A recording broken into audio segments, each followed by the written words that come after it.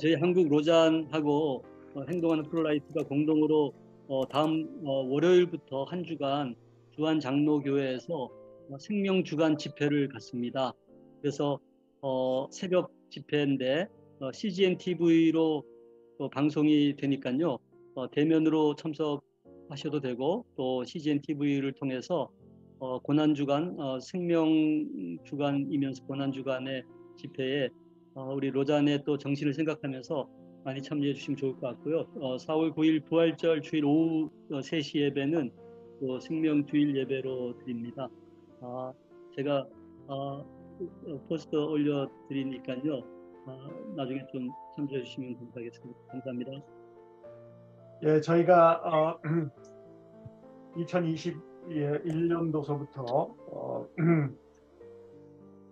행동하는 프로라이프와 함께 저희가 생명 주간을 지킵니다. 낙태라든가 또는 여러 가지 생명의 소중함에 대해서 로잔 운동이 지향하는 바에 대해서 함께 한국교회와 나누는 그러한 일을 하고 있는데, 첫 번째는 온누리 교회에서, 두 번째는 중앙교회에서, 세 번째는 주한 장로교회에서 열리게 됩니다. 생명주간 한 주간과 그리고 생명주의를 지킵니다. 여러분들 많이 참여해 주시고 CGN TV로 방송이 될 예정입니다. 우리 박상은 안양샘병원 원장님 장로님께서 저희 한국로잔위원회 생명위원회 위원장으로서 또 수고해 주시고 계십니다. 자, 시간이 됐기 때문에 현재 한 90여 명 정도가 들어와 계신데, 저희가 한 300여 명 정도가 참여 신청을 했습니다. 자, 선교적 대화에 오신 여러분 모두를 환영합니다. 이름을 다음과 같이 바꿔주시고요. 처음 오신 분들은 이름 앞에 N자를 붙여주시기를 바랍니다. 김광성 교수님 들어오셨나요? 예, 들어와 있습니다. 예, 한국로잔위원회 디아스포라 위원장으로 수고하고 계시고 주한대학원 대학교 선교학 교수이신 김광성 교수님께서 2023년도 3월 한국로잔위원회 선교적 대화를 위해서 기도해 주시겠습니다. 함께 기도하겠습니다. 우리의 생명이 되시고 언제나 우리의 삶을 주관하시는 하나님을 찬양합니다. 예수 그리스도를 이 땅에 보내시어 십자가에 죽게 하시고 죽음 이후에 우리의 소망이 되게 하시려 부활하시며 그 소망을 우리에게 지금까지 이어주시는 하나님의 은혜에 다시 한번 감사드립니다. 사순절 기간 예수님을 기억할 수 있도록, 예수님의 고난과 또 부활을 기대할 수 있도록 우리 한 사람 한 사람의 삶과 또 생명을 기억하여 주시옵소서. 1974년 복음주의 진영 선교 운동을 위해 로잔 대회를 시작하게 하시고 지난 50년 가까이 지속적인 선교가 가능하도록 주님께서 은혜 주셨으니 이 또한 감사합니다. 특별히 특별한 은혜를 주신 한국교회에 로잔 운동을 알게 하시고 끊임없이 수많은 헌신자들이 나올 수 있도록 주님께서 지켜주셨습니다. 한국로잔운동위원회 대표 이재훈 목사님을 통한 모든 헌신자들을 축복합니다. 4차 로잔운동대회를 50주년 기념으로 해서 2024년 9월 22일부터 28일까지 한국에서 열리게 해주셨는데 이를 준비하는 모든 이들에게 주의 은혜를 더하여 주시옵소서. 함께 모여 선교적 대화를 통해 로잔운동 정신을 계승하고 세계 선교를 향해 한국교회를 깨우도록 주님께서 은혜 주셨으니 감사합니다. 이 모임을 축복하여 주시옵소서. 특별히 고난주간을 맞이해서 생명을 위한 고난을 주제로 한국 로잔위원회와 행동하는 프로라이프가 공동 주최하며 주한교회가 주관하는 특별 새벽기도회를 주님 기억해 주시고 그 기도회를 통해서 하나님 앞에 우리 모두가 함께 영광 돌리게 하여 주시옵소서. 특별히 오늘은 디아스포라 신학, 흩어진 자들, 파종하는 자들이라는 제목으로 안성호 박사님을 통해 귀한 강의를 듣게 됩니다. 이 모임에 함께한 모두를 축복해 주시고 또 강의를 통해서 함께 소그룹으로 토론하는 시간을 통해서 우리가 디아스포라의 새로운 선교학적 또 선교적 의미를 되새기는 귀한 시간이 되게 해 주시옵소서. 이 모임에 함께 하신 하나님께 감사드리며 예수님 이름으로 기도하옵나이다. 아멘.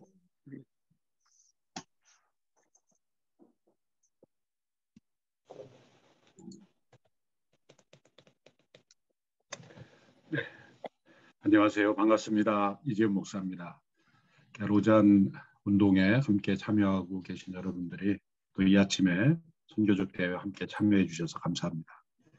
4차 로잔 대회를 준비하는 과정 속에서 제 자신이 복음주의 역사에 대하여 다시 살펴보는 가운데 로잔 운동의 중요성을 다시 깨닫고 있습니다. 그것은 복음 전도와 선교에 있어서 연합은 필수적인 것이라는 것이고, 또 복음의 순수성을 지키는 것과 또 복음 안에서 하나 되는 것은 어느 한쪽을 선택하는 영역이 아니라 은혜와 진리가 충만하셨던 예수님처럼 함께 해야 한다는 그 사실을 점점 깨닫고 있습니다. 그래서 이번 4차 대회를 준비하는 이 과정이 복음에 합당한 과정이 되기 위해서 노력하고 있습니다. 또 그런 가운데 우리가 어떤 대회를 치르는 그 준비 과정만이 아니라 끊임없이 이 복음주의 선교운동 또 복음에 합당한 선교적 교회 운동이 한국 교회 안에 계속 일어날 수 있도록 이 모임이 그 운동의 중요한 원료의 역할을 하고 또 중요한 운동의 참여자들이 되기를 바랍니다. 특별히 안성호 교수님께서 오늘 나눠주시는 내용이 이 시대 세계 복음화에 있어서 가장 중요한 주제이기도 하기 때문에 오늘 귀한 대화의 주제가 되리라고 생각합니다. 다시 한번 참여하신 여러분들을 환영하고 또 축복하면서 지금 4차 로잔 대회 참가자 추천과 또 선별 과정 중에 있는데 여러분들이 적극적으로 함께 참여할 수 있게 되기를 바랍니다. 감사합니다. 예, 이재 목사님 감사드립니다. 이 시간에 함께 우리가 고난 주간을 앞두고 또 부활주일을 앞두고 함께 찬양을 드리겠습니다. 찬송가 144장 예수 나를 위하여 함께 찬양하시겠습니다.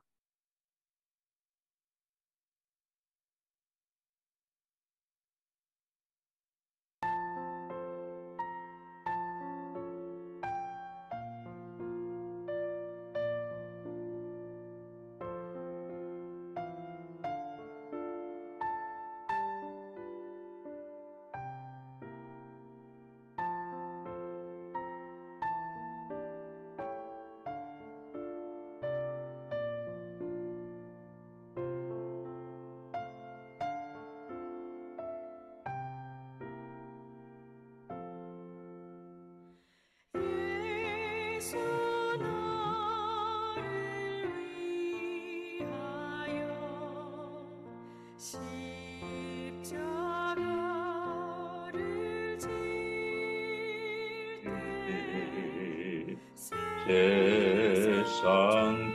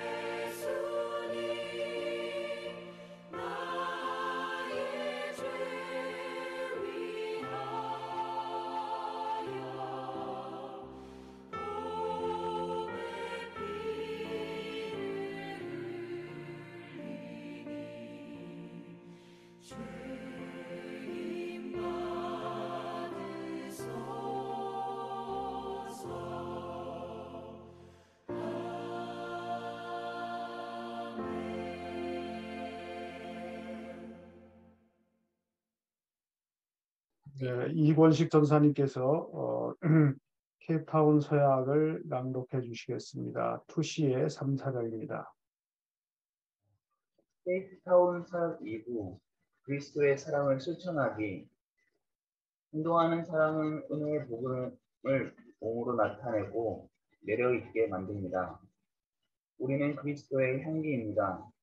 우리의 소명은 타 종교인의 속에서 하나님의 은혜를 향기가 가득한 모습으로 살고 그들을 섬김으로써 하나님의 선하신 주님을 타 종교인들에게 느끼고 보게 하는 것입니다. 우리는 그러한 몸으로 나타낸 사랑을 통해 어떤 문화적, 종교적 상황에서든지 복음의 매력 있게 만들 수 있습니다. 그리스도인들이 사랑의 삶을 섬김의 행위를 통해 타 종교인들을 사랑할 때 하나님의 변화시키는 은혜를 수치화 됩니다. 수치와 복수가 종교가 율법주의와 결합되고 있는 명예의 문화에서는 은혜는 낯선 개념입니다. 이런 상황에서는 하나님의 미약하고 자기 희생적인 사랑에 대한 논쟁을 부적절합니다. 그것은 너무 낯설어서 심지어 거부감을 일으킬 수 있습니다. 이런 곳에서 너무도 은혜에 둥글린 나머지 감히 은혜를 맛보고자 하는 사람들만 이 오랜 기간에 걸쳐 조금씩 은혜의 감각을 체득할 뿐입니다. 그리스도의 향기는 그분을 따르는 사람들이 접촉하는 모든 이에게 조금씩 스며듭니다. A. 우리는 하나님의 은혜로 충만한 남녀 그리스도인들이 더 많이 일으켜 세워주시기를 소원합니다. 이들이 타 종교가 지배하는 어려운 곳에서 오랫동안 살며 사랑하고 섬길 때 위험하고 복음이 환영받지 못한 문화 속에서 그리스도 예수의 은혜가 그 향기와 맛을 나타내게 됩니다. 이런 삶은 인내와 오래 참음을 요구하며 때로는 전 생애와 목숨까지도 바쳐야 하는 삶입니다. 자, 사랑은 제자도의 다양함을 존중합니다. 소위 내부자 운동은 여러 종교 안에서 발견됩니다. 이들 집단은 예수님을 그들의 하나님과 구원자를 추종합니다. 그들은 소그룹으로 모여 예수님과 성경을 중심으로 한 신교, 가르침, 예배, 기도를 실행하면서도 동시에 날때부터 속한 국민체의 사회적 문화적으로 동화되어 가며 그 문화의 종교적 관습들도 그대로 지키고 있습니다. 이는 복잡한 현상이며 이에 대한 반응들도 차이가 큽니다. 어떤 이들은 이 운동을 권장하지만 어떤 이들은 그들의 혼합주의를 경계합니다. 하나님이 우리가 예상치 못한 생소한 방식으로 일하시는 것을 볼 때 성급하게 그것을 하나의 새로운 선교의 전략으로 받아들여 장려하거나 2. 상황에서 대한 민감한 귀 기울임 없이 성급한 비난하는 태도를 피해야 합니다. A. 우리는 안디옥 도착해 하나님의 은혜를 보고 기뻐하여 모든 사람에게 굳건한 마음으로 주와 함께 머물러 있으라고 권했던 바나바의 심정을 이 문제를 직면한 모든 사람에게 권고합니다. 1번. 이방인 중에서도 하나님께로 돌아오는 자들이 괴롭게 하지 말아야 합니다. 라는 사도의 결정과 모범을 주요 지도 원리를 받아들여야 합니다. 2.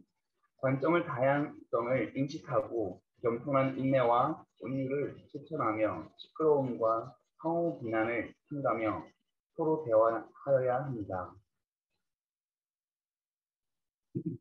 네, 감사드립니다. 로잔 케이프타운 서약 이제 4차 로잔 대회를 맞이해서 새로운 문서가 나옵니다. 서울 스테이트먼트가 나오고 State of the Great Commission이 나오게 되고 네헤마야 커미트먼트라고 하는 문서들이 지금 전 세계적으로 준비가 되고 있습니다. 광고의 말씀을 드립니다. 다음 성경 대회는 6월 3일 토요일입니다. 같은 시간에 열립니다.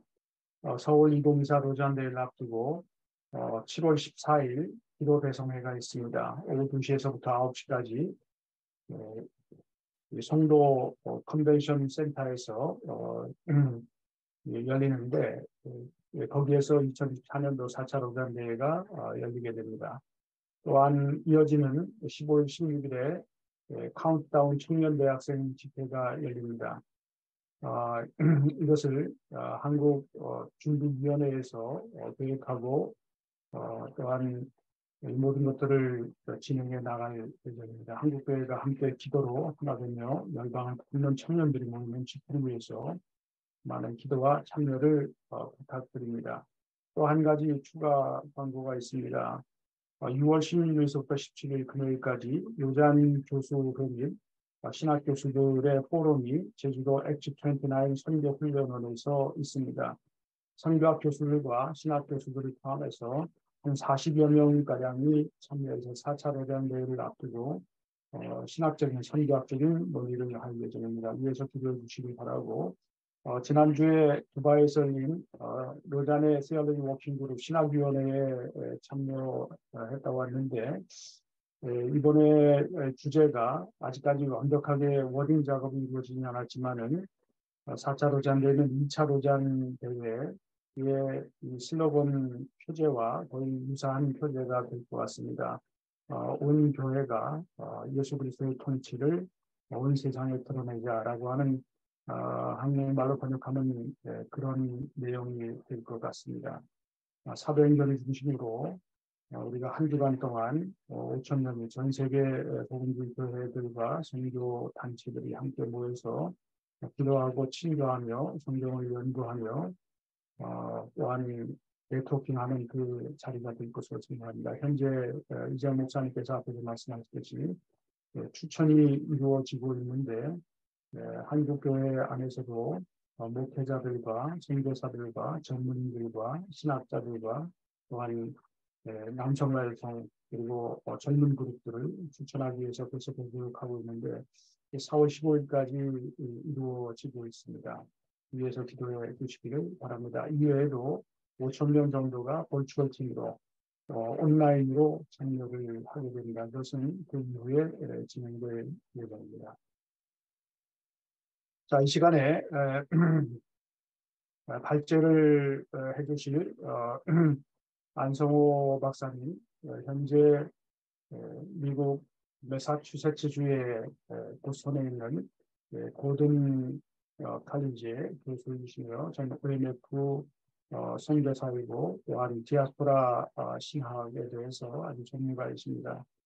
오늘 발제 제목은 디아스포라 신학 터진 자들 파종하는 자들이라고 하는 주제로 우리에게 강의를 해주실 텐데 여러분들 들으시고 또 함께 스몰 그룹으로 토론하시고 질의응답 시간을 가질 때 귀한 시간이 되시길 바라고 우리에게 선별된 도전이 이루어지게 되기를 간절히 바랍니다. 우리 안성호 교수님 박수로 환영하겠습니다. 감사합니다. 네, 감사합니다. 무엇보다 이렇게 귀한 자리에 또 강의를 불러주셔서 정말로 감사드립니다. 지금 미국 보스턴은 밤 7시 50분입니다. 그리고 오늘 제가 강의를 세계에서 약간 잠겼는데 여러분들에게 양해를 좀 부탁을 드리겠습니다. 자, 그러면은 화면 공유하고 강의를 시작하도록 하겠습니다.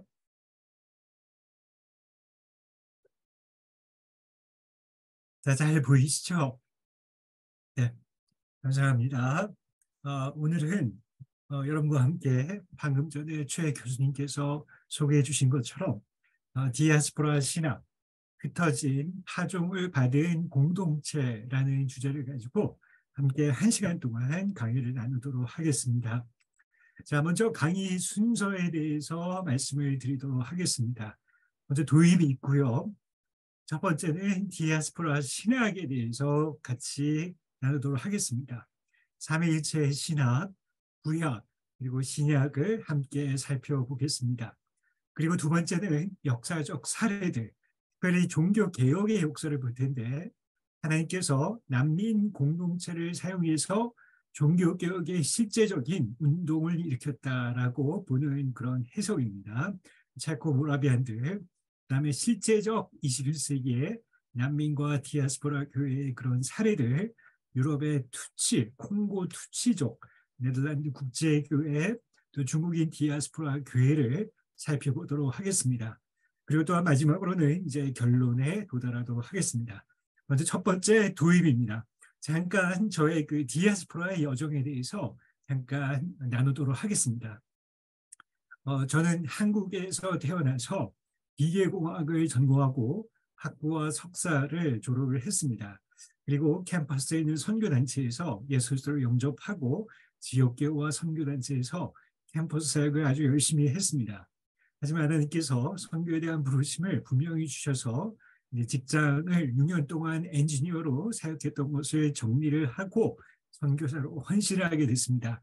하나님께서 먼저 하와이 코난 열방대학으로 보내주셔서 그래서 DTS와 성경 연구 훈련을 하면서 내면 세계를 다시 한번 돌아보고 또 타문학고 훈련을 받을 수 있는 기회가 있었습니다. 그 다음에 중앙아시아에서 터키계 이슬람들을 대상으로 이슬람 사역을 하였습니다.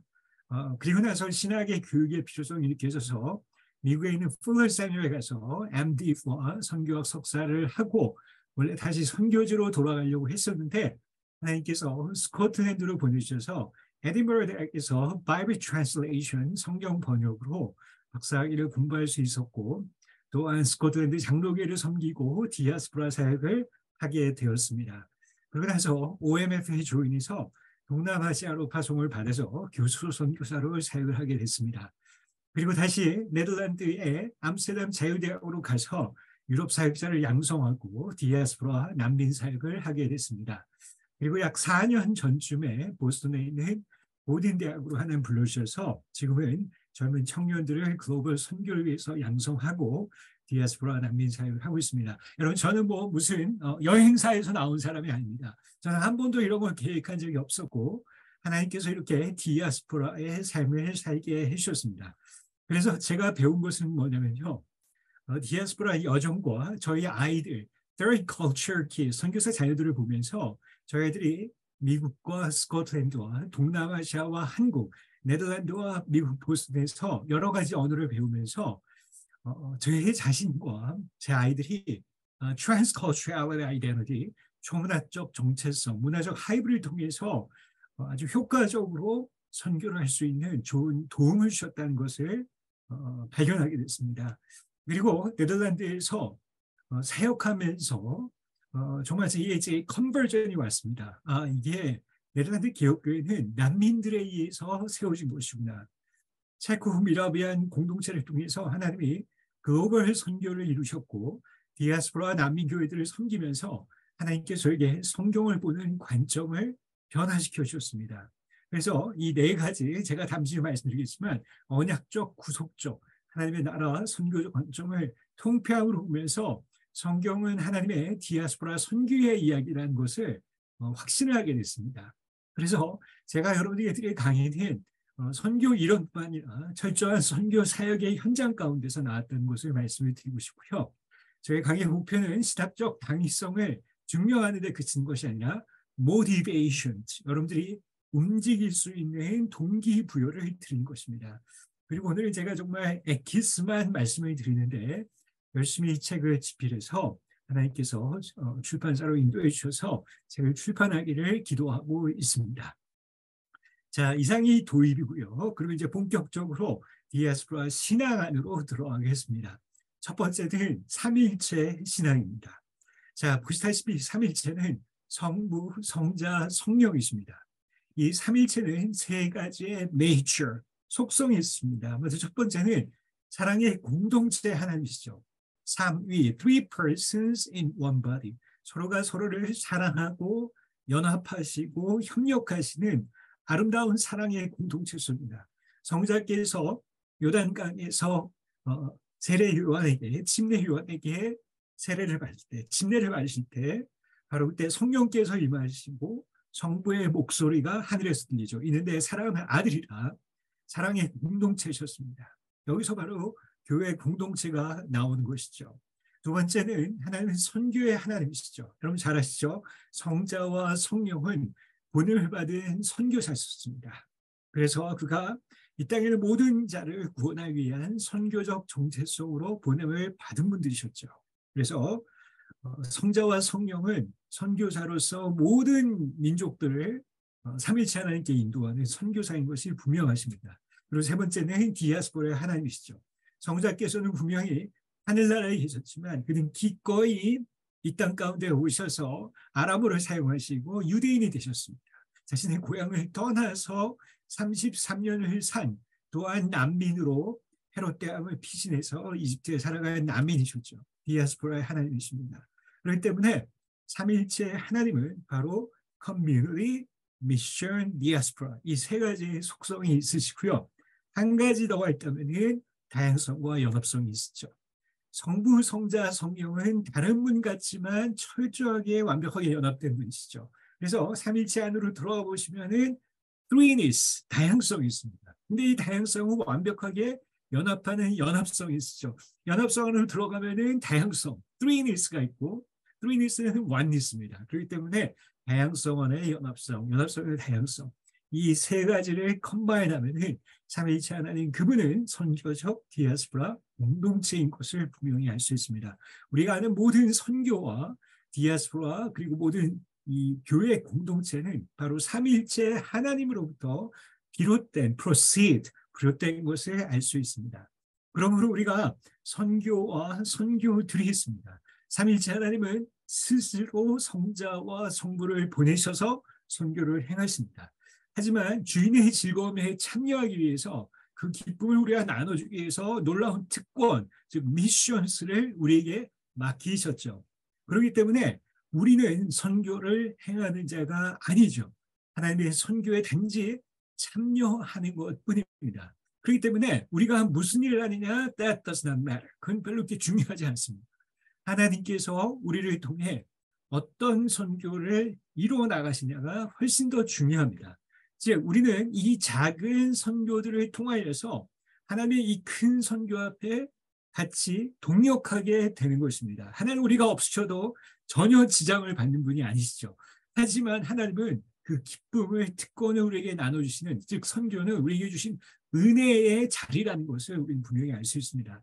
제가 이란에서 비거주 사역을 할 때 이를 악물고 이 모슬렘에서 어떻게 사역을 할 것인가 생각을 했지만 이미 그 안에 일하시고 놀랍게 이 안에 지하교회를 세워나가시는 선교의 하나님을 목도할 수 있습니다.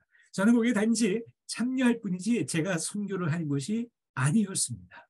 우리는 선교에 참여하는 것이지 하나님 우리의 선교를 하는 것이 아니라고 생각합니다. 자, 그렇다면은 우리가 이러한 definition, 정의가 잘 나올 수 있습니다. 선교는 무엇입니까? 무엇을 하는 것, doing 이전에 보냄을 받은 것을 인지하는 것이죠. 나의 정체성을 아는 것입니다. 선교사는 내가 보냄을 받은 것을 아는 사람입니다. 그러면 교회는 무엇입니까? 교회는 모든 사람들이 보냄을 받은, 즉 보냄을 받은 사람들의 공동체죠. 그렇기 때문에 이 선교와 교회는 불가분의 관계인 것이죠. 교회는 보냄을 받은 사람들의 공동체, 선교의 공동체이고 이 선교사들의 공동체가 바로 교회라고 할 수 있겠죠. 그래서 아버지께서 부활하신 다음에 두 가지 방법으로 우리를 보내시겠다고 약속하셨습니다. 나도 너희를 보내노라. 하나는 파송이죠. 파송은 자발적이고 파종은 비자발적인 경우가 많이 있습니다. 파송은 의도적으로 내가 선교단체에 들어가서 가는 것입니다. 하지만 파종은 비의도적으로 직장 때문에, 결혼 때문에, 유학 때문에 어쩌다 보니까 온 것입니다. 파송은 의적으로 갔지만 파종은 어쩔 수 없이 우연히 비인지적으로 오게 된 것입니다. 그렇기 때문에 파송은 보냄을 받았다는 것을 분명히 알고 있습니다. 하지만 파종은 처음에는 모릅니다. 하지만 시간이 가를수록 알게 되죠. 하나님의 가시적인 오른손으로 파송으로 사람들을 보내십니다.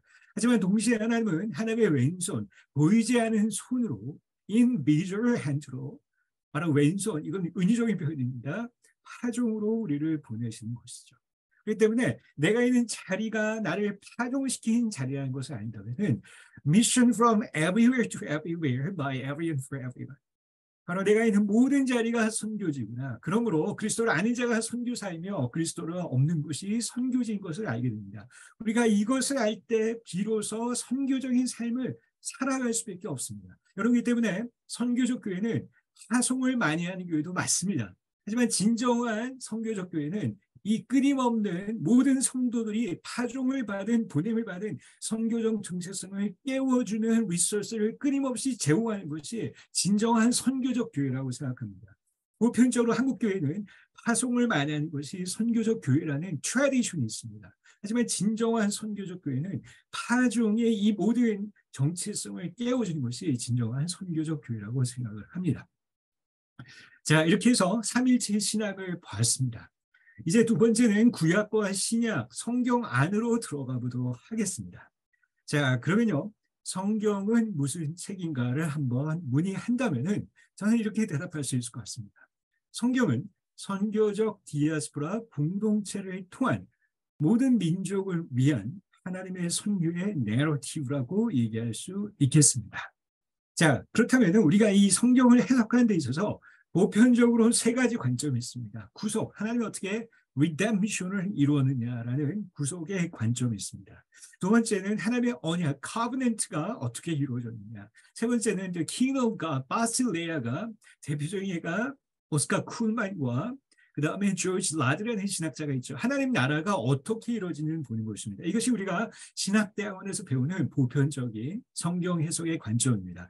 하지만 우리 안에 성교적 관점을 같이 사용해서 통합하는 것이 필요합니다. 여러분 성교적 관점만 따로 떼어놓고 보면은 이거는 완전 연역법적 해석이죠. 성교의 렌즈를 끼고 성교에 관련된 그런 구절만 추출해내서 봐라 성경이 선교를 얘기하고 있잖아요. 설득력이 거의 없습니다. 그렇죠? 이 네 가지를 같이 통합해서 볼 때 성경의 더 깊은 하나님의 선교의 내러티브와는 사각지대로 우리가 발견할 수 있겠습니다. 자, 그러면 이런 전제 조건 아래 이제 구약부터 먼저 들어가 보도록 하겠습니다. 자, 하나님의 먼저 첫 번째 계획이 무엇이냐? 복 주시고 흩으시는 것, 디아스포라입니다. 흩으셔서 하나님이 너에게 주신 복을 나누라는 것이 하나님의 원래의 계획이라는 것을 알 수 있습니다. 자, 아담과 하와를 창조하신 다음에 하나 어떻게 말씀하시죠? 땅에 가득하라. 먼저 복을 주셨습니다. Fill the earth. 땅에 가득하라. Multiply 하라는 것이죠. 이 복을 나누라는 것입니다. 이게 하나님의 디아스포라의 원래의 계획이죠. 자, 그런데 인류가 죄 가운데 빠져서 완전히 이것을 거의 하나님의 명령을 알지 못했습니다. 이제 하나님께서 노아를 홍수로 심판하시고 노아의 가족들을 다시 구출하신 다음에 다시 그들과 말씀하시죠. 복을 주시고 땅에 가득하라. Fill the earth. 디아스포라가 되라는 것이죠. 어떻게 땅이 가득한가요? 흩어질 때만이 가득하잖아요. 그렇죠? 그리고 다시 한번 reaffirm 하십니다. 땅에서 번성하라. Multiply on the earth. 흩어지라는 것이죠. 여러분 이것이 원래 하나님의 계획이었습니다. 너희는 내가 준 복을 흩어져서 나누라. 디아스포라가 되라는 것이 하나님의 원래의 계획인 것을 알 수 있습니다. 자, 그러면은 창세기 10장 11장에 보면은 Table of the Nations가 나옵니다. 자, 그러면요 방주에서 나온 노아들은 셈, 함, 야벳으로 나옵니다. 이들이 흩어지게 됐죠. 여기 보면 사람들인데 이것은 히브리어로 God, 그다음에 영어로는 히브리어로는 그릭어로는 ethnos입니다. 이거는 언어와 문화를 공유하는 종족으로 번역하는 것이 합당한 것 같습니다. 흩어지게 하셨죠. 그래서 총 70개의 종족으로 흩어졌습니다. 그래서 야벳이 14개, 함이 30개, 셈이 26개죠. 이렇게 흩어졌습니다. 디아스포라의 계획을 다시 복구시켰죠. 그런데 이제 인간이 하나님의 계획을 거역하는 사건이 발생합니다. 이게 한 셈의 종족이 신할로 가니까 신할에 아주 멋진 그러한 문명이 발달했습니다. 바로 니무롯이 지은 문명이죠. 여러분 시날이 작은 도시를 보시면 안 됩니다. The land of Sinar은 굉장히 넓은 지역입니다. 이건 대한민국의 한 5-6배 되는 굉장히 넓은 지역입니다. 시날은요 굉장히 넓은 지역으로 보셔야 됩니다. 자, 셈 종족이 여기 오니까 이게 기가 막히게 예쁘고 어트랙티브하니까 흩어지는 하나님의 말씀을 거역하고 여기가 조사원에서 이들이 모여서 흩어지지 않고 바벨탑을 짓습니다. 그렇다면은 바벨탑은 단수가 아니라 신할 전체에 퍼져 있는 복수의 가능성도 우리는 배제할 수 없습니다. 그래서 이라크에 보시면 이러한 지구라트 성전들의 이러한 잔재들, 흔적들이 남아 있습니다. 학자들은 이것이 바벨탑의 흔적이 아니겠는가 얘기했습니다. 하나님의 명령을 흩어지라는 디아스포라의 명령을 거역한 채 그들이 바벨탑을 쌓으신 거죠. 자, 그러자 하나님이 어떻게 하십니까? 당연히 바벨탑을 멈추게 하십니다. 그들의 언어를 혼잡하게 하셨죠. 그리고 어떻게 하셨습니까? 다시 그들을 흩으셨습니다. 여러분, on the one hand, 베이블 타워의 destruction은 분명히 하나님의 punishment, 한편으로는 그것은 punishment, 하나의 징계라고 볼 수 있습니다. 하지만 다른 한편으로는 하나님의 원래의 계획을 디아스포라로서 그들을 통해 복을 나누고자 하는 하나님의 계획을 복귀시켰다, recover 시켰다라고 우리가 볼 수 있겠습니다. 하나님의 계획이 다시 복귀가 되신 것이죠. 자, 그렇기 때문에 바벨탑의 붕괴 사건은 인류의 great turning point, 위대한 대전환점입니다. 바벨탑 이전은요, 인간은 단일 문화에 있었고 단일 종족이었고 단일 언어, 한 가지 언어만 쓴다고 하지 않았습니까? 그리고 또한 단일 지역이었습니다. 정착민이었죠. 하지만 바벨탑의 붕괴로 인해서 이제 그들은 다문화, 다 종족, 70개의 종족, 다 언어, 다 지역, 그리고 또한 디아스포라가 됐습니다. 여러분 이거는요 비가역적입니다. 돌아갈 수가 없습니다. 아기가 엄마의 이 뱃속에서 태어나면 아기는 절대 돌아갈 수 없습니다. 마찬가지로 이제 인간은 철저한 디아스포라 역사로 바뀌었습니다. 이건 돌이킬 수 없는 하나님의 역사의 흐름 가운데 탄 것입니다. 자, 우리는 이러한 민족을 섬기라고 아브라함을 택하신 하나님의 계획을 알 수 있습니다. 우리는 아브라함의 후예죠. 우리는 다민족으로 부름을 받은 사람입니다. 우리 안에는 프리-베이버, 바벨탑 이전의 패러다임을 갖고 있어서는 안 됩니다. 하나님은 분명히 포스트-베이버, 바벨탑 이후의 패러다임으로 우리가 바뀌길 원하십니다. 왜냐하면 이 사람들은 이러한 상황에 있기 때문입니다. 하지만 많은 교회들이 여전히 바벨탑 이전의 패러다임으로 사역을 하는 경우가 많이 볼 수 있습니다. 자, 그래서 하나님은 아브라함을 택하셨죠. 여러분 잘 아는 창세기 12장입니다. 이 세 가지가 무엇입니까? 첫 번째 기도하라, 복음 전하 아니죠. Leave your country, 떠나라고 했습니다. Be diaspora to save diaspora. 디아스포라를 위해서 네가 먼저 떠나라. 디아스포라가 되라. 네 문화를 떠나고 언어를 떠나라라고 말씀하시죠. 그리고 내가 너에게 준 복을 바라크를 나누라. 그리고 내가 너에게 약속의 땅과 후손을 주겠다라고 얘기합니다. 중요한 포인트는 be diaspora to save diaspora. 디아스포라를 섬기기 위해서는 너희의 문화와 컴포트존을 떠나는 디아스포라가 되라라고 말씀하시는 것이죠. 그래서 바벨탑 사건과 아브라함은 굉장히 대조가 됩니다. 사람들은 외쳤죠. 우리의 이름을 위대하게 하자. No, 내가 너희의 이름을 위대하게 하자. 오라 우리가 모여서 탑을 쌓고 위대한 나라를 만들자. 아니다.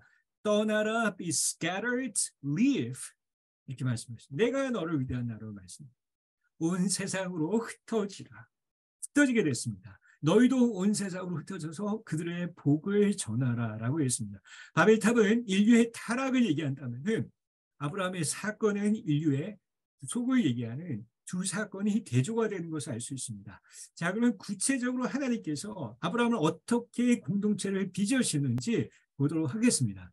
아브라함을 선교적 디아스포라, 다민족 다문화 공동체로 빚으셨습니다. 여러분 아브라함이 갈대아인이었습니다. 여러분 갈대아인은요 호남 민족입니다. 메소포타미아, 수메르, 시리아, 아카디아인들이 섞여 있는 그런 사람들이 갈대아인입니다. 이는 entirely heterogeneous. 이거는 완전히 섞여 있는 호남 민족입니다. 자 이제 이들이 하란으로 가는데 이제 그들이 헷 족속들을 얻게 됩니다. 이제 다마스커스로 가죠. 여러분 잘 아는 엘리아젤이라는 종을 얻습니다. 갈대인 헷 족속 다마스커인 다민족 공동체가 되죠. 기근 때문에 이집트로 갑니다. 이제 이집트인이 합류합니다. 다시 팔레스타인으로 돌아오죠. 그러자 돌아오니까 75세가 돼서야 아브라함이 히브리라는 정체성을 얻습니다. 여러분 어느 나라에 가셔서 75세까지 사시면은 여러분의 나라의 정체성을 잊어버리세요. No way, 절대 그렇지 않습니다. 히브리 정체성은 나중에 75세에 얻은 걸 불과합니다. 그리고 블레세인이 합류하죠. 여러분 이 아브라함의 공동체는요 318명의 군사를 측정해 봤을 때 제가 또 공학자 아니니까 최소한 3,000명이라는 거대한 공동체로 보입니다. 이 사람들이 철저하게 하나님께서 다민족 다문화 선교적 디아스포라 공동체로 만드셨다는 것이죠. 아브라함이 유대인이라 여러분 결코 그렇지 않습니다. 성경을 잘 보십시오. 이들은 철저하게 다민족이 섞여 있는 혼합, 아브라함 자체가 철저한 혼합적인 갈대아인이었습니다. 하나님의 계획 아래 하나님께서 계속적으로 다민족화 시키는 것이죠. 자, 그러면 할례를 볼까요? 할례를 보면 하나님이 할례를 주시기 전에 아브라함의 이름을 아브라함으로 바꾸셨습니다. 너는 모든 민족의 아버지가 될 것이니라. 또 사례를 사라로 바꾸셨습니다. 너는 모든 민족의 어머니가 될 것이라고 먼저 이름을 바꾸셨습니다. 왜 그렇습니까? 아브라함에 주는 할례는 모든 민족을 위한 것이라는 것이죠. 자, 그러면 할례를 보시죠. 할례를 받을 때 어떻게 받았습니까? 이스마엘이 받았습니다. 이스마엘은 하갈, 이집트 여인과 아브라함이라는 호남 민족과의 혼혈하죠. 그리고 이방 사람에게 온 모든 사람, 아까 말씀드린 블레셋, 이집트 사람, 헷 족속, 갈대아인, 다마스커스, 이 모든 사람들이 전부 다 할례를 받았습니다. 할례가 유대인만 위한 것이 결코 그렇지 않습니다. 할례는 히브리아인과 모든 이방인을 위한 선교적 할례라는 것을 알 수 있습니다. 그러면 타임라인을 보시죠. 할례 전에 하나님께서 이미 아브라함을 믿음으로 구원하셨죠. 내가 너를 의롭게 하겠다라고 얘기했습니다. 그리고 나서 아브라함의 이름을 아브라함 모든 민족의 아비로 바꾸셨죠. 그 다음에 비로소 유대인뿐만 아니라 모든 민족에게 할례를 주셨습니다. 즉 할례는 모든 민족을 위한 선교적 할례였습니다. 즉 모든 민족이 주님의 구속과 언약과 하나님의 나라의 백성이 됐다는 것이죠. 여기서 우리는 하나님 나라의 관점과 언약과 그리고 또한 구속적 관점을 통폐합해서 선교적 관점으로 재조명할 수 있습니다. 이게 할례의 목적이었죠. 그렇기 때문에 할례는 아브라함의 다민족 다문화 모든 민족들을 축복하는 언약과 구속하는 하나님의 표징인 것을 알 수 있습니다. 갈대아인 핵족속, 다마스커스, 이집트, 히브리 블레셋 혼혈아들이 모두 함께 하나님의 백성이 되었고 구속받았고 언약이 받았고 하나님이 이들을 사용해서 10개의 종족을 축복하는 선교적 공동체로 사용하셨다는 것입니다. 하나님께서 철저하게 아브라함의 공동체를 디아스포라, 다민족 다문화 선교적 공동체로 바꾸셨다는 것이죠. 그리고 또한 이런 선교적 언약의 계승이 멈추지 않습니다. 이사야에게 말씀하셨죠. 모든 민족이 너로 말미암아 복을 받겠다라고 말씀하셨습니다. 또한 야곱에게 모든 민족이 너로 말미암아 복을 받으리라. 요셉이 7년 동안 대환란 때 그 7년에 풍년 때 곡식을 잘 저장해서 모든 민족을 살리는 선교사의 역할을 하게 되어줬습니다. 이러한 선교적 언약이 계승되는 것을 알 수 있죠. 창세기 1장 11장에는 창조와 타락의 역사가 나와 있습니다. 하지만 창세기 12장부터는 하나님께서 본격적인 구속, 선교의 역사를 펼쳐나가시죠. 이 선교의 언약이 아브라함, 이삭, 야곱, 요셉, 후손들에게 계승됩니다. 이제 누구든지 예수를 믿는 여러분과 저는 아브라함의 자손이죠. 선교의 DNA가, 디아스포라의 DNA가 우리에게 완벽하게 흘러 들어왔습니다. 그렇다면 우리 역시 하나님의 복을 받은 사람으로서 모든 민족을 섬기기 위한 디아스포라 공동체로 복을 받았다는 것이죠. 그래서 우리가 하나님의 복을 받았다는 것은 아브라함과 유대인에게 제한되는 것이 아니죠. 하나님은 먼저는 가나안 땅을 축복하셨습니다. 왜요? 거기가 끝인가요? Is that the end? No way, it's not the end at all. 결코 끝이 아닙니다. 하나님이 아브라함과 유대인을 축복하신 이유는 all nations, 모든 민족을 축복하기 위함이고 가나안 땅을 축복하시기 위함은 온 세상을 축복하기 위함입니다. 즉 우리가 특수성, 선민의식 가운데 빠지면 안 되는 것이죠. 우리는 반드시 we are blessed. 여기 빠지면 무엇입니까? prosperity gospel, 번영신학에 빠지는 것이죠. 그것이 아니라 우리는 반드시 보편성으로 나가야 됩니다. universal리로 나가야죠. 선민의식에서 반드시 우리는 paradigm shift, 선교의식으로 나가야만 합니다. 왜? 우리를 축복하신 이유는 모든 민족을 축복하기 위함이죠. 자, 이제 하나님께서는요, 계속적으로 다민족화 시킵니다. 아브라함을 볼까요? 아브라함은 갈대인 호나 민족이라고 했죠. 후천적으로 히브리의 정체성을 얻은 것뿐입니다. 하갈과 다민족 결혼을 했죠. 그러므로 이스마엘은 반드시 혼혈하였습니다. 이상은 어떻습니까? 역시 마찬가지로 다민족 결혼을 했죠. 메소포타미아에서 리브가가 오지 않습니까? 분명히 다민족 결혼이었죠. 그렇기 때문에 야곱과 에서가 유대인이었다고 아니에요. 그들은 쌍둥이, 혼혈하였습니다. 하나님이 철저하게 다민족 시키는 거죠. 자, 다음 세대를 볼까요? 야곱 볼까요? 다민족 결혼했죠. 아람인과 두 여인과 결혼을 했습니다. 그렇기 때문에 야곱의 12자손, 즉 12지파의 이 자손, 이 원래의 이 자손, 종족의 이 아비들은 전부 다 혼혈하였습니다. 그리고 시므온은 가나안 여인과 결혼했다고 나와 있습니다. 요셉은 어떻습니까? 이집트에서 이중 언어, 이중 문화자가 됐죠. 이집트 여인과 결혼했습니다. 그러면요, 므낫세와 에브라임은 당연히 혼혈합니다. 히브리인과 이집트인이 섞였죠. 그들의 마더텅이 무엇일까요? 당연히 그거는 제가 볼 때는 아빠인 요셉이 얼마나 바빴겠습니까? 총리 대신 아닙니까? 엄마하고 보낸 시간이 훨씬 많았겠죠. 그러면요, 엄마하고 보내니까 당연히 엄마의 언어, 이집트 언어를 배웠겠죠. 므낫세 에브라임은요, 이집트 말이 더 훨씬 편한 사람들이었습니다. 외모도 달랐죠. 그렇기 때문에 10명의 다른 형제들에게 차별 대우를 받을 가능성이 매우 높습니다. 여러분, 12지파의 조상들이 유대인이었다고 no way. 그들은 철저한 혼혈하였습니다. 이 성경을 우리가 재해석해야 될 필요가 있습니다. 다음 세대를 볼까요? 야곱의 12아들 말씀드렸죠. 모두 혼혈아들입니다. 이 모든 것들이 섞여 있는 혼혈아들이죠. 그리고 레위기 24장에 보면은 히브리인 엄마와 이집트 아빠 사이에 태어난 또 혼혈아가 있다고 했습니다. 여러분 400 몇 년을 살았습니까? 460년. 저 거의 뭐 430년을 살지 않았습니까? 그러니 당연히 이런 혼혈아들이 얼마나 많이 나왔겠습니까? 그렇죠? 이것이 하나님의 계획이었습니다. 그렇기 때문에 모세의 첫 번째는 무엇이었습니까? 미디안 여인, 역시 국제여론이었습니다. 두 아들 게르솜과 엘리에서는 당연히 혼혈하죠. 모세는 레이지파 사람이었습니다. 레이지파, 거룩한 성전을 섬기는 지파, 철저한 유대인, no way, 그렇지 않습니다. 레이지파는 철저한 혼혈 아들이었습니다. 생김새가 다른 사람들이었죠. 두 번째 결혼을 볼까요? 구스 여인, 아프리카 블랙과 결혼을 했습니다. 레이지파의 후손들은 아프리카인과 유대인들이 결혼을 한 그런 후손들인 할 수 있습니다. 이스라엘이 철저한 다민족화신 것은 하나님의 계획 안에 있다는 것을 우리는 분명히 알 수 있습니다. 우리는 성경을 재해석하는 것입니다. 여러분, 제가 무리하게 연역법적으로 해석하나요? 아닙니다. 네 가지 관점으로 같이 해석을 하는 거죠. 그렇기 때문에 우리가 출애굽 사건을 볼까요? 하나님께서 이 교회의 모습을 바꾸셨습니다. 먼저는 성막, 두 번째는 웨일링 월, 대성전, 회당, 교회로 바꾸셨죠. 먼저 한번 성막을 볼까요? 성막을 보시면은 하나님께서 유월절에 그들을 구출하게 하십니다. 그때 중도한 잡종, 다양한 민족들이 탈출하죠. 왜 개역 성경을 읽어갔다가 중도한 잡종, 그래서 마치 이방인들이 좀 한 수 아래로 왜 이걸 왜 이렇게 번역했는지 저는 동의하지 않습니다. 이 다양한 민족으로 번역하는 게 훨씬 더 좋은 것 같습니다. 자, 보십시오. 하나님께서 그 민족들을 출애굽할 때 유월절 안에 주셨습니다. 하나님이 모든 민족들을 구속하셨죠. 하나님의 선교의 계획이 엑소더스에 그대로 나타나 있습니다. 그리고 이 출애굽의 유월절의 사건들은 본국인이나 외국인이나 equality, 전혀 다를 바가 없는 하나님의 equity를 볼 수가 있습니다. 그러므로 이 회막에서 그들이 함께 모여서 예배를 드렸다는 얘기는 이러한 메소포타미아인, 아람인, 다마스커스, 히브, 필리스틴, 이집시안, 구스 이런 사람들이 함께 모였기 때문에 성막은 그야말로 다민족 다문화 공동체 예배였습니다.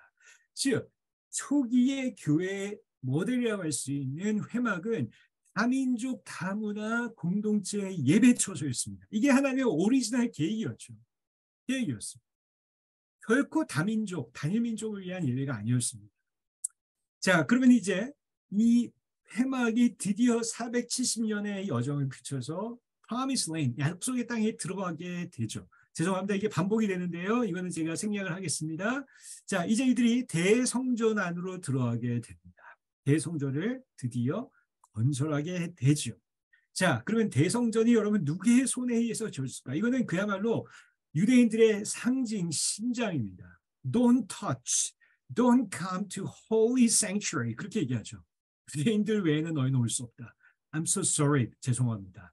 이방인들의 지었습니다. 다윗이 일꾼을 동원합니다. 철저한 이방인들을 동원합니다. 이거는요, 이방인들에 의해서 지어졌습니다. 솔로몬이 아버지의 뒤를 이어서 일꾼들을 동원합니다. 철저한 이방인입니다.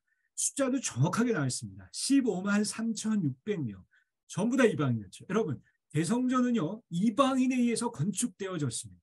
의미심장하죠. 왜? 이 대성전은 이방인 선교를 위한 것입니다. 그렇죠?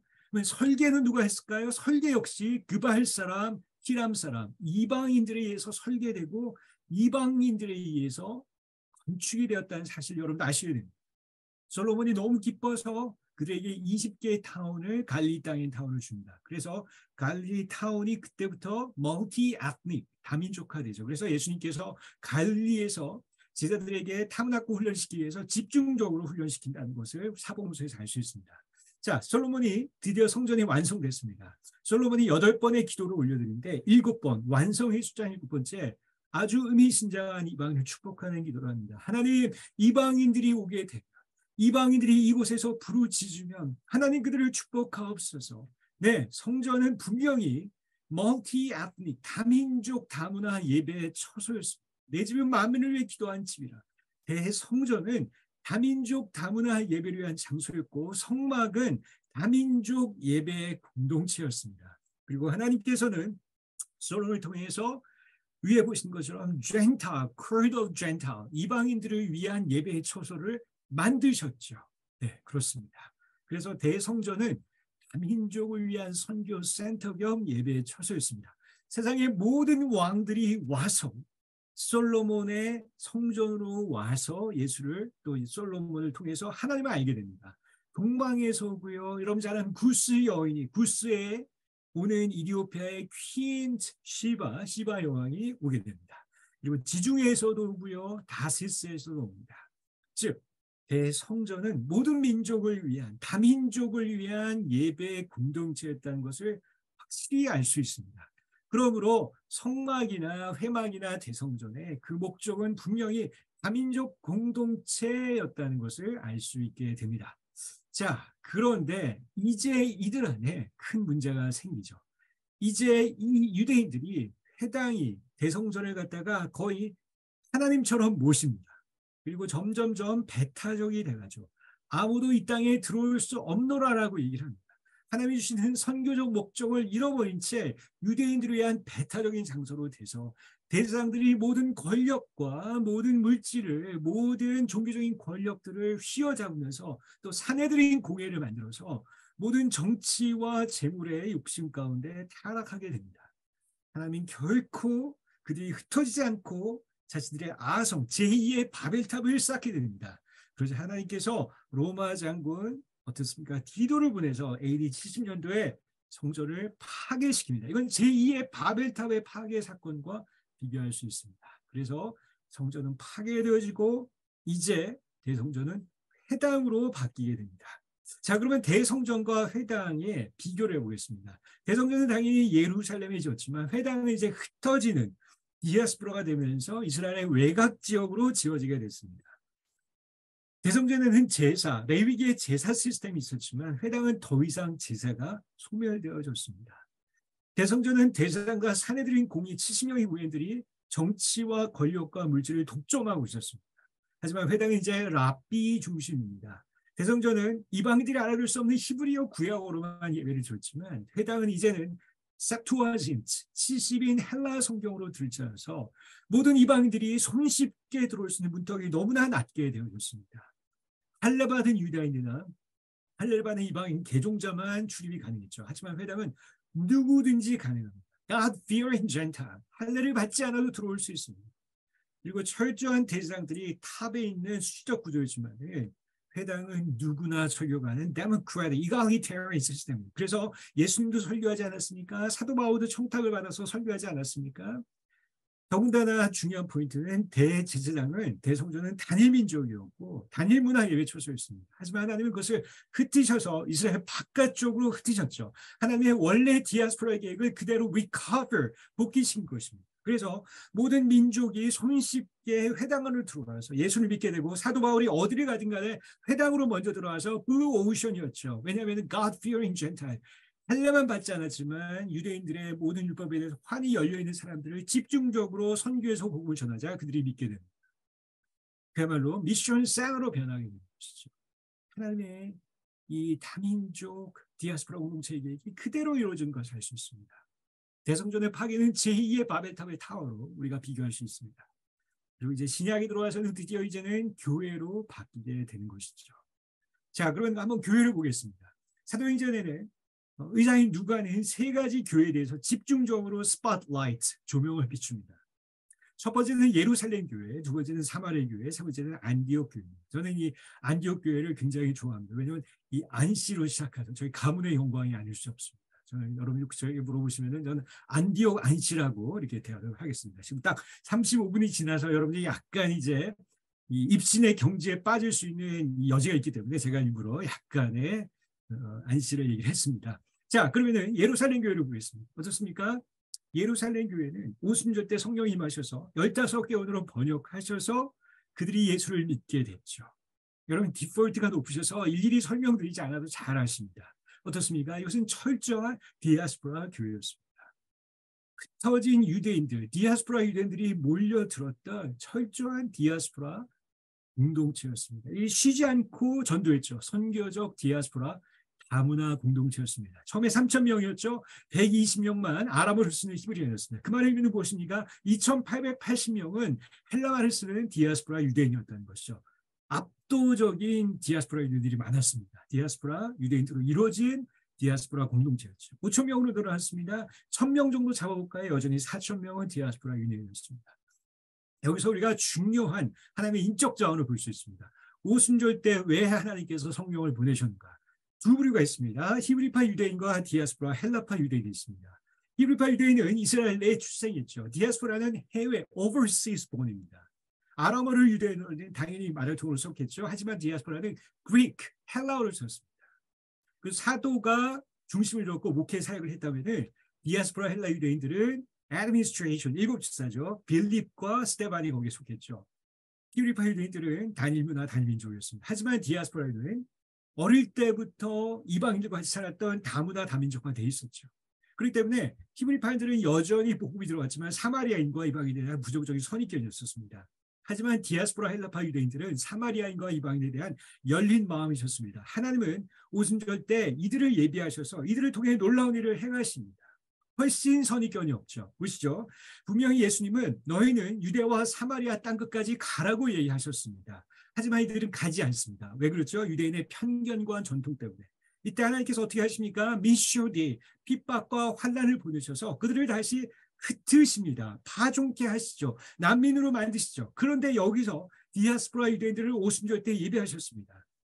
히브리파 유대인들은 오로지 할례를 받은 사람들에게만 복음을 전하죠. 하지만 디아스포라 유대인들은 아무 선견 없이 사마리아에 가서 빌립이 가서 복음을 전하자 사마리아 난민교회가 세워졌고 드디어 안디옥 난민교회가 세워졌습니다. 바로 이러한 이유 때문에 하나님께서 바로 오순절 때 성령을 보내셔서 이 디아스포라 유대인들을 예비한 것을 볼 수 있습니다. 자, 그러면 안디옥 교회를 좀 더 살펴볼까요? 안디옥 교회 역시 보시다시피 흩어진 자들이 드디어 헬라인들에게 복음을 전하는 말미암아 세워진 교회가 안디옥 교회였고 또한 난민 교회였습니다. 자, 왜 수많은 교회들 중에 보시다시피 구브로와 구레네 있었지만 왜 안디옥이었을까요? 안디옥에 대한 환경들을 아셔야 됩니다. 당시 로마 제국에는 3대 항구 도시가 있었죠. 로마는 유럽을 대표하고 알렉산드리아, 안디옥은 동방을 대표하고 알렉산드리아는 아프리카를 대표합니다. 수많은 교육이 이루어진 그야말로 카스모폴리탄한 그러한 복잡한 곳이 안디옥이었습니다. 또한 시리아 그리스 제국의 수도였기 때문에 동방 사람들이 굉장히 많이 왔습니다. 그렇기 때문에 안디옥은 다민족, 다문화, 다언어주의였죠. 그렇기 때문에 안디옥의 교회를 세웠다는 것은 구심력적으로 오는 사람들을 하스피탈리티에서 복음을 나눌 수 있습니다. 수많은 사람들이 안디옥 교회에 오는 것이죠. 열방 가운데 옵니다. 동시에 전문인 선교사들을 파송함으로 말미암아 안디옥 교회가 미션 센터 스프링보드가 되어서 복음을 온 열방 가운데 전할 수 있습니다. 자, 그러면 예루살렘 교회와 안디옥 교회의 차이점을 보겠습니다. 종종보다는 히브리 유대인, 헬라 유대인이었죠. 하지만 안디옥 교회는 수많은 헬라인 이방인들이 들어왔습니다. 위치는 예루살렘 교회는 예루살렘 아니었죠. 하지만 안디옥 교회는 예루살렘 바깥쪽 시리아였습니다. 언어는 아람어였지만 이들은 헬라어를 썼습니다.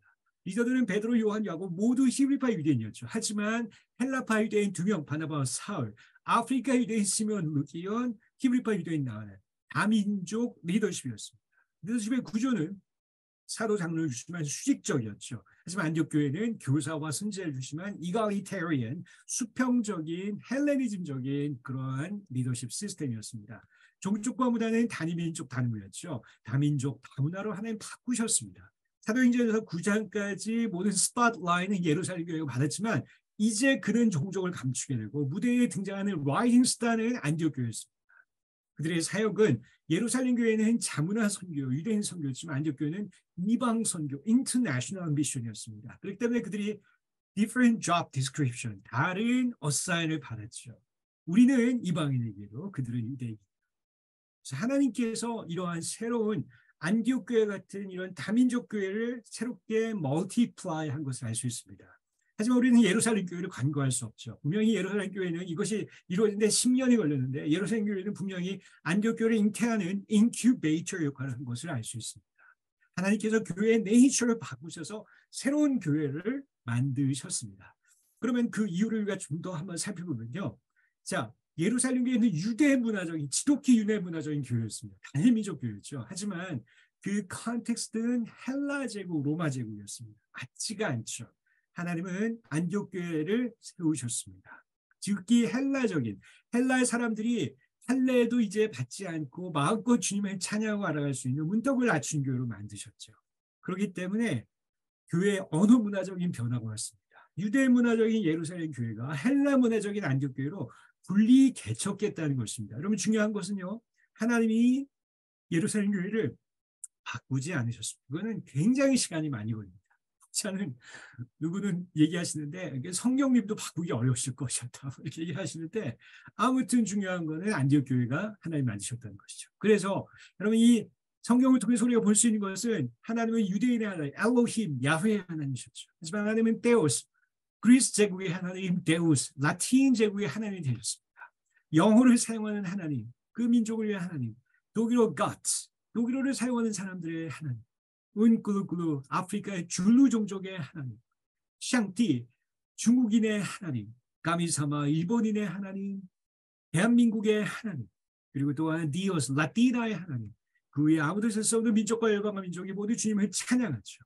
하나님은 움직이셨습니다. 폴리센트릭 헤드쿼터가 없죠. 하나님은 디아스포라의 하나님이셨죠. 그렇기 때문에 하나님은 글로컬 갓 앤드류 워즈가 얘기한 하나님은 글로벌 갓 어느 문화에도 속하지 아니하시죠. 하지만 철저하게 한 민족과 문화 가운데 녹아 들어가시는 노예의 하나님. 그렇기 때문에 우리가 두 가지를 컴바인하면은 글로컬 갓이라고 할 수 있습니다. 하나님은 디아스포라의 하나님이셨죠. 이와 같이 단 저희가 15분, 20분 만에 신구약 전체를 살펴봤습니다. 그렇기 때문에 결론은 분명하죠. 성경은 무슨 책인가? 선교적 디아스포라를 위한, 공동체를 위한, 공통한 모든 민족을 위한 하나님의 선교의 내러티브라는 사실을 우리가 도달할 수 있게 됩니다. 이것이 성경이죠. 우리가 이것이 구속적, 언약적, 하나님 나라의 관점 또한 성교적 관점으로 볼 때 해석할 수 있는, 발견할 수 있는 스팟라이트, 우리가 빛을 비춰서 블라인드 스팟에 있는 사각지대인 것을 우리가 볼 수 있게 되는 것이죠. 자, 그럼 이제 역사적 사례들, 종교계의 역사를 잠깐 간략하게 살펴보겠습니다. 제가 유럽에서 오랫동안 공부하고 살겠기 때문에 종교계의 역사를 살펴보겠습니다. 여러분, 우리가 종교개혁 하면은 마틴 루터, 존 칼빈, 즈빙글리 뭐 이런 사람 떠올리죠. 맞습니다. 하지만 실제적인 종교개혁의 파워 웨이브 그 무브먼트는 위그노인 것을 알 수 있습니다. 위그노들이 이제 로마 캐톨릭이었던 친화적인 프랑스 왕들에게 핍박을 받습니다. 이들이 엑소더스, 대피를 합니다.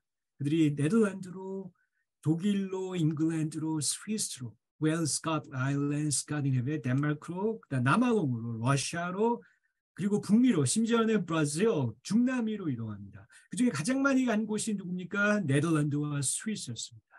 제가 네덜란드에서 난민 사역을 하면서 깜짝 놀랐습니다. 아, 그렇구나.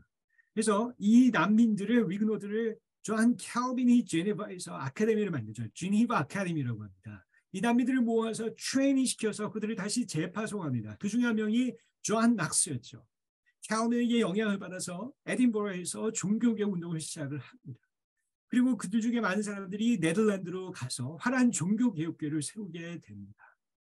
그리고 또한 프랑스로 다시 돌아가기도 하죠. 그렇기 때문에 실질적인 종교개혁의 그 파워는 존 칼빈도 아니고요. 마틴 루터도 아니고 실제적인 웨이브를 퍼뜨린 사람은 성경 번역과 두 번째는 위그노인 것을 알 수 있습니다. 화려한 종교개혁과 스코틀랜드 교회는 위그노 개혁자들을 난민들에 의해서 세워졌다고 해도 과언이 아닌 것입니다. 여러분 감사하게 제가 에딘버러 대학에서 공부를 하면서 존 낙스가 종교개혁을 시작한 이 교회에서 프리칭 패스터, 설교 목사로 사역할 수 있는 놀라운 주님의 은혜를 받았습니다. 이 교회를 집중적으로 연구하고 1차 자료를 뒤져봤죠. 아, 이 교회가 위그노 난민들의 후예들의 교회였구나 하는 것을 알게 됐습니다. 그래서 프렌치 last name을 가진 사람들이 많이 있다는 것을 알게 됐습니다. 하나님이 난민을 사용하셔서 이렇게 일을 이루셨구나 하는 것을 알게 됐습니다. 또 하나님께서 나중에는 네덜란드의 화려한 자유대학에 저희의 티칭할 수 있는 기회를 열어주셨죠. 암스테르담 자유대학과 벨기에 루벤 대학에서 강의할 수 있는 기회가 있었습니다. 또 리서치를 했죠. 그랬더니 네덜란드 화려한 교회는 프랑스 개혁 위그노 난민들에서 만들어진 것인가를 그것을 깨달아 알게 되어졌습니다. 실제적인 유럽 종교개혁 운동에 두 가지가 있다면 첫 번째는 Bible translation, 자국어 성경 번역이었습니다. 두 번째는 위그노들이었죠. 위그노들이 움직이면서 난민이 돼서 퍼져나가면서 안디옥 교회를 세웠던 것처럼 이 종교개혁의 무브먼트를 네덜란드와 스위스, 온 전 유럽에 심지어는 캐나다와 북미 가운데 퍼뜨렸다는 사실이죠. 자, 이제 또 하나 사례입니다. 모라비안들입니다. 이들은 야한 후수를 따르는 체코의 사람들이었죠. 하지만 로마 캐톨릭 친화적인 이 체코의 왕들이 그들을 핍박하고 죽입니다. 그래서 그들이 어쩔 수 없이 아시다시피 독일의 헤르누트로 갑니다. 그래서 진네돌프가 그들을 웰컴하고 그들이 자립 공동체가 될 수 있도록 도우죠. 이들 안에 선교적 붐이 일어나면서 선교사 훈련학교, 자비랑 선교사 훈련학교가 일어나면서 모라비안 선교학교가 일어나면서 이들이 선교, 자비랑 선교를 꿈꾸며 이들이 원하는 데 이르게 있다 보니까 첫 번째 네덜란드로 선교를 파송하죠. 네덜란드의 모라비안 교육, 네덜란드에 발달된 항해 기술을 이용해서 이들이 온 전방 가운데 퍼지게 됩니다. 잉글랜드로 가게 되죠. 그린랜드의 선교사를, 라바도르의 북미 원주민들 대상으로 선교합니다. 수리남, 안탈리아, 남아공예, 인디아, 러시아, 볼가 지역에 보냅니다. 자그마치 이 짧은 기간 동안에 226명의 모라비안 자비랑 선교사들이 나옵니다. 이들은 난민이었습니다. 루터란 교회가 침체하고 화란 개혁교대 2세, 3세, 종교의 2세, 3세들이 영적인 열정을 잃어버렸습니다. 하나님은 그때 난민들을 들어 세우셔서 그들이 하지 아니하는 글로벌 미션을 이루게 하십니다. 그리고 그 원동력은 바로 헤르누트에 있는 모라비안 타워에서 24시간 프레이어 체인이 그 원동력이었죠. 여러분, 이것을 통해서 알 수 있는 것이 무엇입니까? 하나님은 난민과 디아스포라 공동체를 통해 종교 개혁을 이루셨다는 것입니다. 하나님은 왜 그렇습니까? 성경 안에 보면은 하나님은 난민과 디아스포라 공동체를 통해 하나님의 선교, 모든 민족을 축복하는 하나님의 선교를 이루신 하나님은 언제나 동일하시기 때문에 난민을 통해 글로벌 미션을 이루셨고 난민을 통해 레포메이션 무브먼트를 퍼뜨려 나가셨다는 것입니다. 그럼 이제 21세기 실제 사례, 제가 유럽의 사례들을 실제 제가 경험하고 살게 현장에 나왔던 것들을 같이 나누도록 하겠습니다. 여러분, 그 미국의 서부에 보면은 이나 완이라는 유명한 디아스포라 전문가인 선교학자가 이런 얘기를 했습니다. 디아스포라 선교는 3단계가 있다. 아마 여러분 잘 아실 것입니다. 미션 투 디아스포라, 디아스포라를 섬기는 단계입니다. 하지만 이것이 끝이 아니죠. 우리가 디아스포라 난민 사역을 하면 우리가 medical service, 의료 선교해야지, mercy service, 구제 사역해야지. But that's not the end. 이런 그것이 끝이 아니죠. We have to move forward. 우리가 움직여야 된다는 것입니다. 그래서 mission through diaspora가 있습니다. 디아스포라가 현지인과 자국인을 선교하는 단계까지 트레이닝 받고 올라가게 됩니다.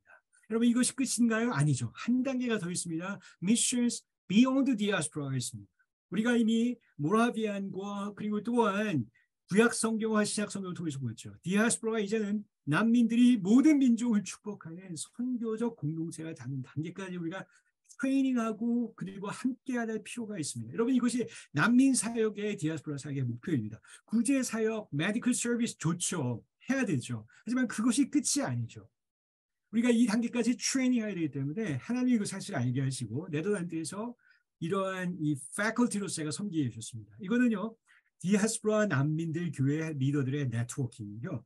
1년에 한 12주 동안에 이들을 위한 신학 교육 프로그램을 제공해 줍니다. 왜? 한 번도 신학 교육을 제대로 받은 적이 없었습니다. 제가 이 프로그램의 패컬티를 오랫동안 섬기면서 이 난민 리더와 교회 리더들과 아주 좋은 펠로십하게 했는데 그 중에 한 오른쪽에 있는 콩고 후투족의 난민의 한 예를 들어보도록 하겠습니다.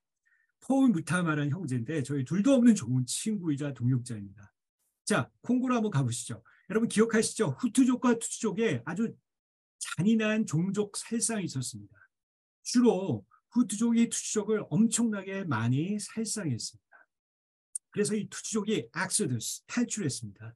유엔의 도움을 입어서 네덜란드로 대피했죠. 그 중에 한 명이 폴 무타마였습니다. 자, 보시다시피 폴 무타마가 오른쪽에 있죠. 콩고의 투투족 난민이었습니다. 12살 때 자기 눈앞에서 후투족이 와서 아버지를 죽이고 누나들을 강간하고 칼로 대나무로 찍어 죽인 것을 봐서 이 형제 안에 트라우마가 있었습니다. 하지만 이 형제가 유엔의 도움으로 네덜란드에 와서 예수님을 영접하고 삶이 완전히 바뀌었습니다. 그래서 그가 자기와 같은 난민을 돕기 위해서 투투족 교회 개척을 했죠. 미션 투 디아스포라가 미션 through 디아스포라로 바뀌게 됩니다. 업그레이드죠. 그리고 이제 아프리카의 모든 교회들을 우리가 선교로 프로모션하고 싶다 해서 아프리카 미션 컨퍼런스를 열어서 저와 같이 동역을 했습니다. 그러면서 이 네덜란드와 유럽에 있는 아프리칸 교회들이 선교적 교회가 될 수 있도록 깨우는 놀라운 facilitator 역할을 하게 되어졌죠. 여기가 끝이 아닙니다. 형제는 콩고, 브룬디, 루안다에서 네덜란드로 왔죠. 완전히 삶이 복음에 의해서 바뀌었습니다. 그리고 네덜란드 난민으로 왔지만 국제교회를 개척하고 아프리카 난민들, 유럽인들 대상으로 사역하기 시작했습니다. 암스테르담 자유대학에서 저희 아주 좋은 제자였죠. 신학 석사 디플로마를 받았습니다. 영어도 잘하고 불어도 잘하고 네덜란드어도 참 잘합니다. 자기 민족어도 잘하고요. 하지만 영재 안에 자기 민족을 섬기고 싶은 마음이 있어서 그가 콩고로 재파송을 받았습니다. 콩고 내에서 재국제교회를 개척해서 The Cup of Humanity라는 NGO를 창설해서 그 안에 현지 리더들과 신학 교우를 세우고 내전 지역에 있는 난민 사역들을 하게 됐습니다. 여러분 이거 한국 선교사가 할 수 있을까요? No, 그렇지 않습니다. 제가 언제 콩고말을 배웁니까? 네덜란드 선교 못합니다. 이거는요 콩고 사람이기 때문에 할 수 있습니다. 이것은 Mission to Diaspora가 Mission through Diaspora에서 Mission beyond Diaspora로 바뀌는 거. 이게 하나님의 안디옥 교회를 향한 말씀은 21세기에도 성취해 나가십니다. 이건 제2의 모라비안, 제2의 위그노라고 볼 수 있고 제2의 안디옥 교회 교인으로 볼 수 있는 것이죠. 두 번째 예를 드리도록 하겠습니다. 두 번째는 네덜란드 바흐니에 있는 국제교회입니다. 바흐니에는요, 여러분들 지금 검색해보면 알겠지만 바흐니에 대학의 농업은 전 세계 넘버1입니다. 굉장히 많은 사람들이 유학생으로 옵니다. 여러분 지금 구글에서 검색해보세요. 부동의 넘버1입니다. 농업, 원이요. 푸드 사이언스는요. 부동의 월드 랭킹 퍼스트. 엄청나게 많은 유학생들이 옵니다. 무슬림 난민 캠프가 옆에 있어요.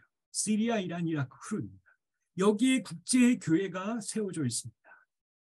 근데 이 국제교회가 다민족화되어 있는데 선교적인 열정은 많지는 않았습니다. 감사하게 제가 이 교회와 하나님께서 연결시켜 주셨어요. 설교를 계속하면서 이 황금 어장을 보면서 이 국제교회 엘더들에게 제의했습니다. 그래서 디아스포라 선교학교를 시작할 수가 있었습니다. 짧게 굵게 했죠. 2018년부터 지금까지 계속 온라인으로 해나가고 있습니다. 성령님께서 임하셔서 이들의 이 삶을 하나님이 만지시기 시작했습니다. 그래서 이제 이들이 난민 캠프로 가서 그들을 호스팅해서 네덜란드 국제교회에서 이란, 이라크, 쿠르독 난민들을 호스팅하고 그들이 같이 바이블 스터디하고 알파 코스를 하면서 그들이 주님 앞에 돌아오는 놀라운 역사들이 이루어지고 있습니다. 하나님이 일하신 것이죠. 하나님이 일하신 것입니다. 자, 그러면은 우리 디아스포라 한인교회에 아마 우리 교육자분들이 많이 들어오신 걸로 제가 알고 있습니다. 자, 그러면은 우리 한인교회와 비슷한 중국인 교회를 한번 보겠습니다. 이 교회는요, 얀추엔차오회라는 중국인 네덜란드에 있는 디아스포라 교회입니다.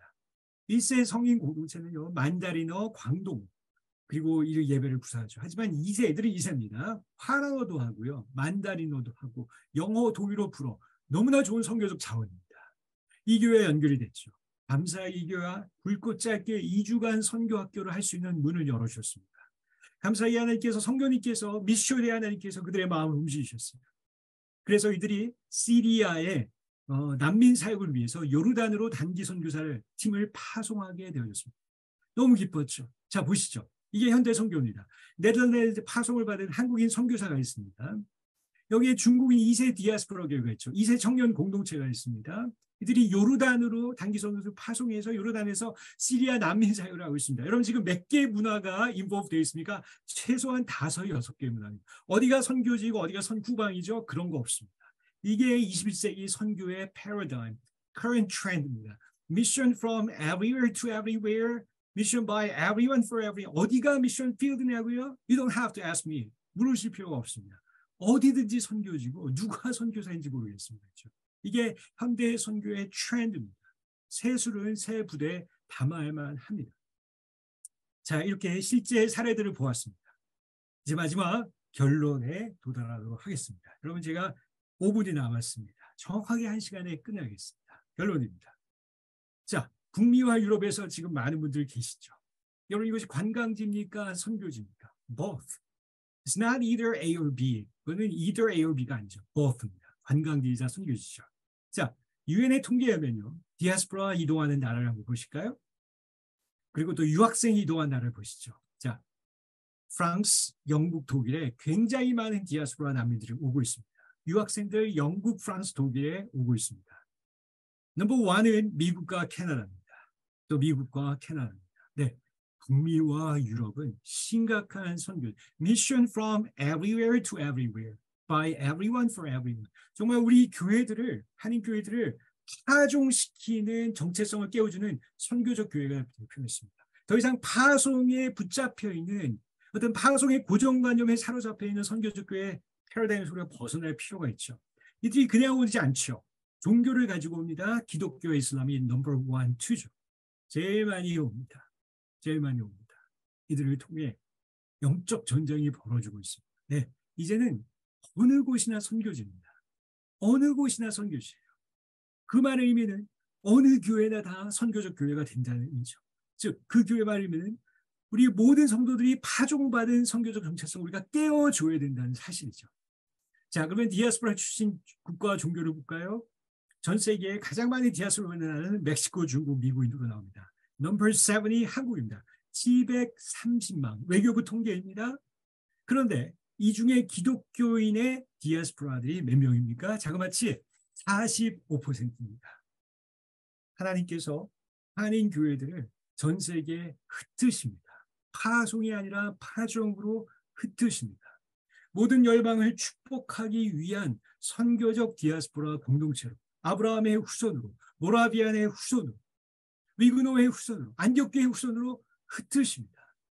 하지만 제가 볼 때는 소수의 한인 교회들만 이러한 선교적 정체성이 깨어나서 다민족 사역을 하고 있습니다. 대부분의 한인 교회는 한인 목회에 거의 다 집중을 하고 있습니다. 당연히 이해하죠.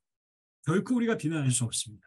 하지만 우리가 선교적 당위성을 배웠고 선교적 정체성이 깨어난다면 우리가 무엇인가를 할 수 있습니다. 자, 이제 마지막 저의 강의를 슬라이드를 맺도록 하겠습니다. 우리가 서 있는 곳은 우리의 선택의 결과인가? 여러분, 그렇지 않습니다. 우리는 파종받아서 이게 여러분 중에 누구라도 내가 선택했다 이렇게 말하실 분이 있으신가요? No way, 우리는 그렇게 말할 수 없어. We are not deserved to say so. 우리는 그렇게 말할 자격이 없는 사람입니다. 여러분, 민들레가 있습니다. 민들레가 얼마나 힘이 없습니까? 연약합니다. 연약하고 연약한. 이건 바람이 부는 대로 휩쓸어 갈 수밖에 없는 것이 민들레입니다. 아무런 힘이 없습니다. 그럼 민들레가 떨어지는 곳이 어디죠? 바람이 멈추는 곳. 성령님이 인도하시는 곳. 우리가 있는 자리는요, 내가 유학 와서, 내가 잘나서, 내가 무슨 마스터 PhD 디그리 받아서 포닥으로 이렇게 하는 것이 아니죠. 성령님께서 인도해 주신, 즉 우리가 있는 자리는 파종의 자리라는 것입니다. 요한복음 3장 8절에 나와 있죠. 바람은 불고 싶은 대로 분다. 너는 그 소리가 듣지만 어디에 와서 어디로 가는지 모른다. 파종을 받으면 민들레는 무섭습니다. 아스팔트를 파고들어서 꽃을 피웁니다. 그 grassroots, 풀뿌리처럼 파고들어서 생명력을 낳습니다. 주인의 마음을 기쁘게 한, 이게 한인 디아스포라 선교적 공동체가 가져야 될 모습이라고 그렇게 생각합니다. 이것이 저의 결론입니다. 그럼 제가 정확하게 59분에 끝냈습니다. 여러분, 설교자에게 팔복이 있습니다. 그래서 뭐냐면요, 설교 강의 시간을 지키는 강사는 복이 있다. 저가 청중의 사랑을 받을 것이죠. 한 단계 더는요, 시간을 지키는 강사는 복이 있나니 저와 다시 초대를 받을 것이요. 제가 다시 또 초대를 받기 위해서 정확하게 1시간에 끝냈습니다. 네, 이상으로 저희 결론을 마치도록 하겠습니다. 대단히 감사합니다.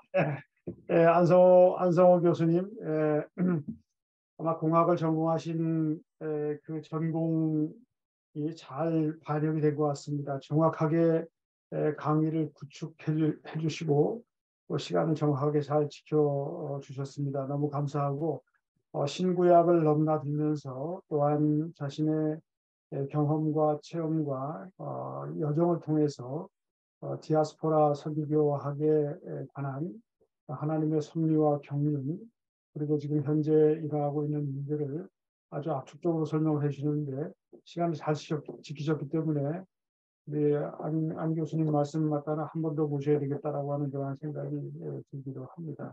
저는 또 나중에 또 이야기해야 될 문제이고 4차 로잔 대회가 사도행전을 중심으로 해서 논의가 됩니다. 성령의 임재, 선교적 공동체 형성, 그리고 세 번째 날에 우리가 다룰 바이블 익스포지션과 스몰 그룹 디스커션이 The Persecuted Church라고 해서 Scattering and Diaspora Mission, Mission Movement from the Margins라고 하는 주변부에서 일하는 하나님의 백성을 흩으시는 하나님의 선교에 관한 내용을 다루고 그리고 땅 끝까지 세상 끝까지 이루는 하나님 백성의 선교 그리고 하나님 백성의 선교적 공동체의 연합과 일치 그리고 마지막에 그리스도의 통치를 다룹니다. 그리고 오후에 스몰 그룹 세션 가운데 하나의 중요한 세션이 있는데 Bearing Witness Within Communities라고 하는 다양한 공동체를 가운데에서 복음의 증거를 품고 전파하기인데 그 중에 디아스포라 세션이 나옵니다. People on the Move가 나오고 또한 이 흩어진 디아스포라 난민 이주민들 가운데서 얼반 커뮤니티가 도시 공동체들이 형성되고 또 오늘날 인공지능이라든가 메타버스가 확장되는 가운데 디지털 커뮤니티의 형성에 대한 이슈들이 나옵니다. 우리 안성호 교수님께서도 State of the Great Commission 라이딩 팀에 들어가셔가지고 함께 사역을 하고 계십니다. 자, 이제 800만 한인 디아스포라 그리고 그리스도인들이 그 가운데 40% 이상이 넘고 있는데 이 디아스포라 공동체가 4차 로잔 대회를 위해서도 굉장히 중요한 역할을 해 주신다고 생각을 합니다. 안 교수님 다시 한번 감사를 드리며 이제 소그룹 토의 시간을 한 20분 정도 갖도록 하겠습니다. 소그룹으로 좀 나눠주시기를 부탁합니다. 4가지 관점입니다. 언약적, 구속적, 하나님 나라 그리고 선교적 관점을 성경적으로 통합을 하면서 신학적으로 통합을 하면서 어떻게 우리가 성경 육신권을 하나님의 선교적 현상으로 디아스포라 현상으로 볼 수 있을까?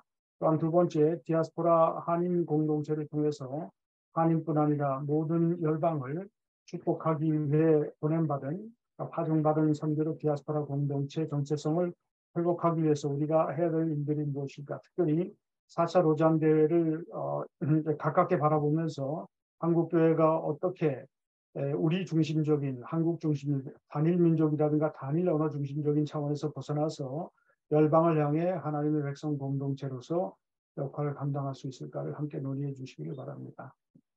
좋은 시간 가지시기 바랍니다. 네. 예, 제가 짧게 너무 감사의 말씀 감사하고요. 제 그 카톡과 이메일을 남겼는데 혹시 뭐 필요하신 분은 저에게 추가 이메일 주시면은 카톡 주시면 제가 답변 드리도록 하겠습니다. 감사합니다.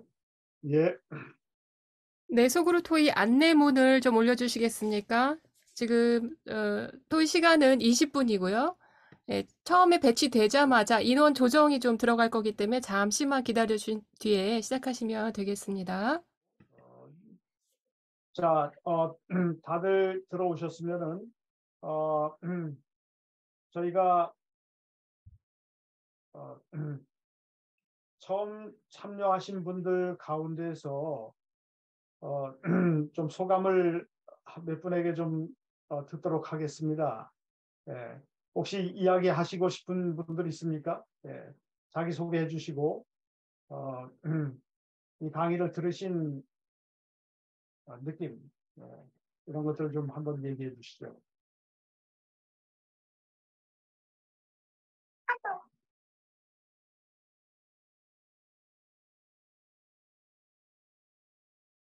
누가 이야기하시고 싶은 분들 이야기해 주시죠. 네, 안녕하세요. 저는 우즈벡에서 섬기는 김경룡이라고 합니다. 네, 우즈벡에서 김경룡 선교사님이신가요? 예. 네, 네. 우리 그 디아스포라에 대해서 관심도 있고 또 저희는 이제 이 중앙아시아에서 다양한 어떤 디아스포라 현상들이 있거든요. 그래서 뭐 여러 가지로 관심이 있었는데 오늘 특별히 이제 안 교수님 강의를 들으면서 첫 번째 부분에서 성경의 모든 부분들을 이렇게 그 선교적인 관점으로 보는 이런 시각들을 열어주셔서 너무 감사해요. 그래서 개인적으로 좀 더 친해가지고 조금 더 영향을 더 받고 싶다 이런 생각들을 했었는데 오늘 또 이 모임들 또 감사하고 뭐 새로운 어떤 도전이며 뭐 시각들인 것 같아요. 참여하게 돼서 너무 기쁘고 감사했습니다. 이상입니다. 예. 한 번만 더 듣겠습니다. 새로 처음으로 참여하신 분들 가운데. 네, 안녕하세요. 여기 탄자니아에서 이지영입니다. 탄자니아 계시는군요. 네. 저도 케냐에 있었는데요. 예. 그러시네요. 예, 저는 디아스포라 너무 오늘 잘 들었고요. 예. 미국에서부터 한국에서 고등학교만 마치고 미국에서 쭉 있다가 소프트웨어 엔지니어로 이제 한 6년 전에 탄자니아에 나와서 이제 디아스포라의 맛을 조금 아는데 이제 그렇게 굉장히 성경적으로 우리나라의 민족성이 지금 다 흩어져 나갔잖아요. 어느 나라나 다 있잖아요. 이제 다분히 하나님이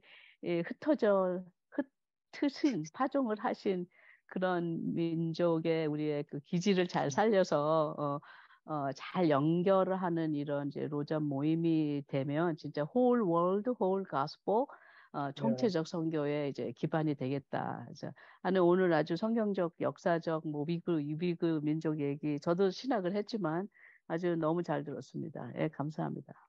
예, 우리 이지영 선교사님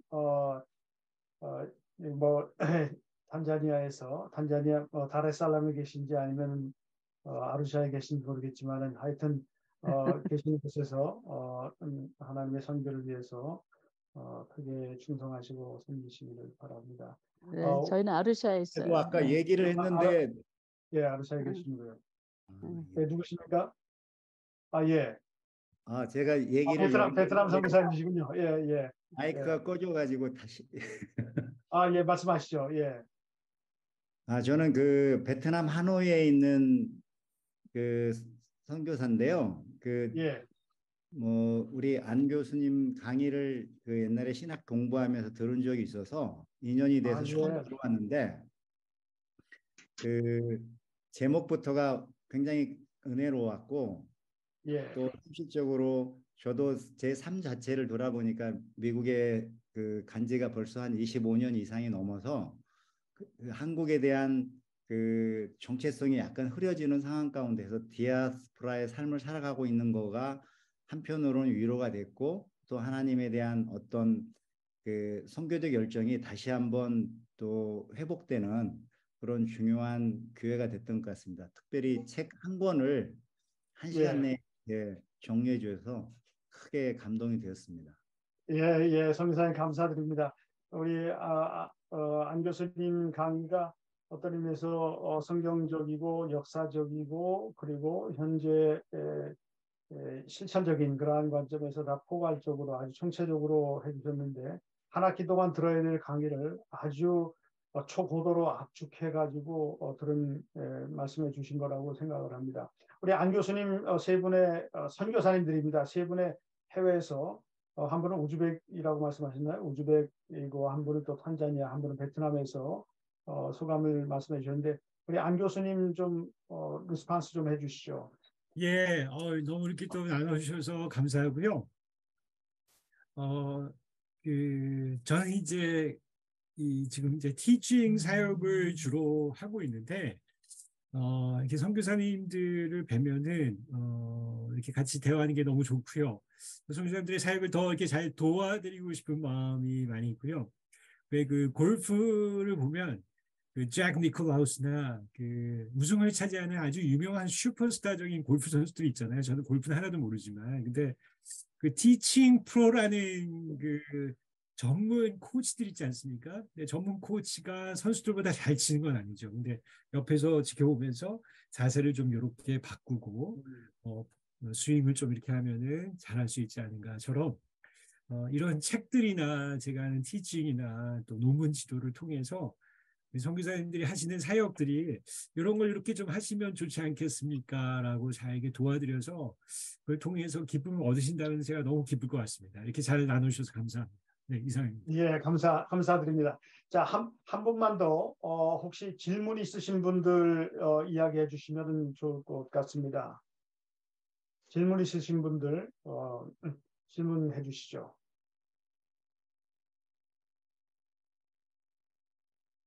자, 시간이 없기 때문에 5초 내로 질문이 없으시면 마치게. 질문 있습니다. 네, 누구십니까? 네, 저는 여기 캐나다 밴쿠버고요. 박혜원 전도사입니다. 우리 캐나다 밴쿠버에서 아름다운 도시입니다.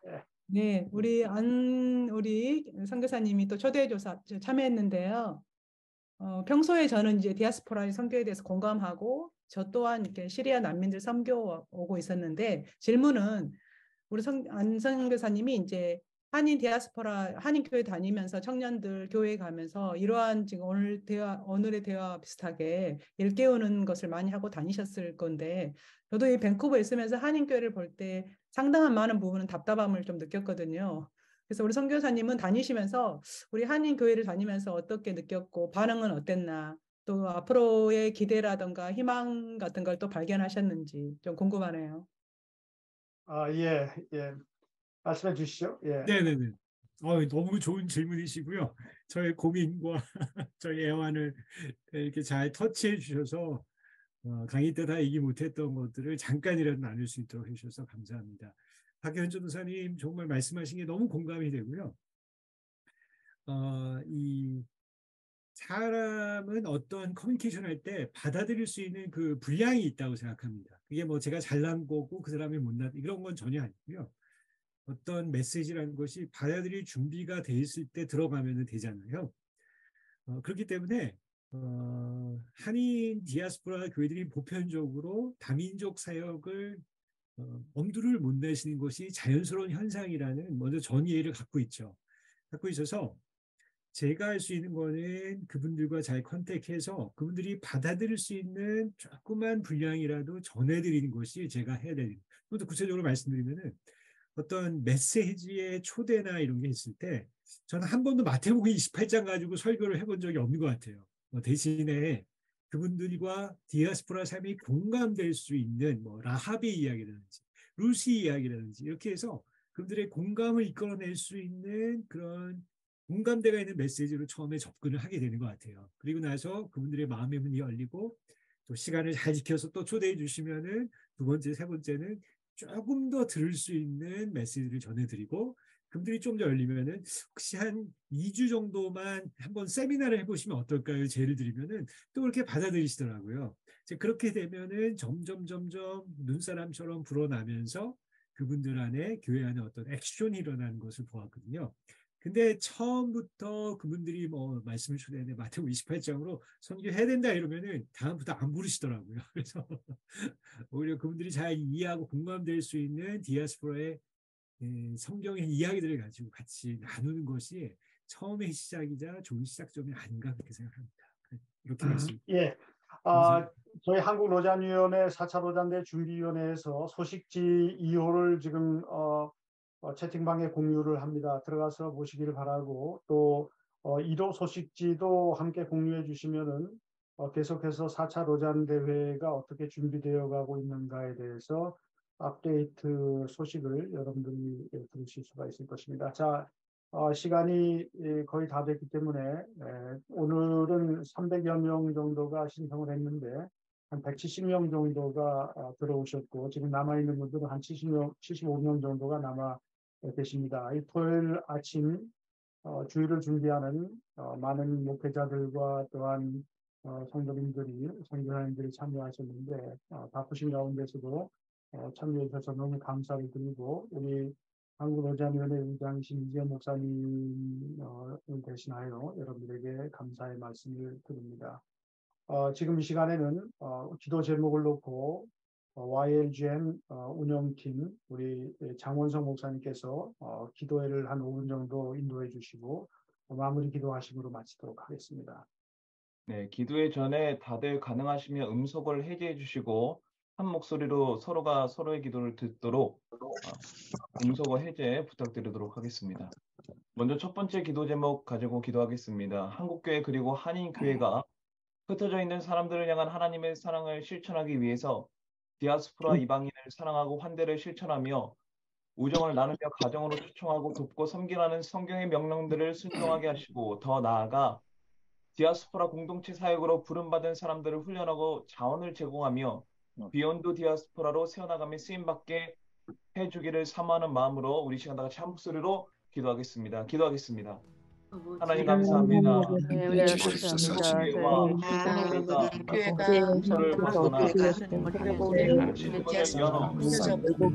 잘 감당하며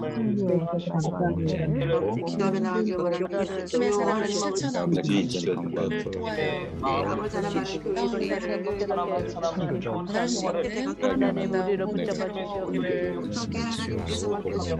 할 수 있는 겸손하게 쓰임하는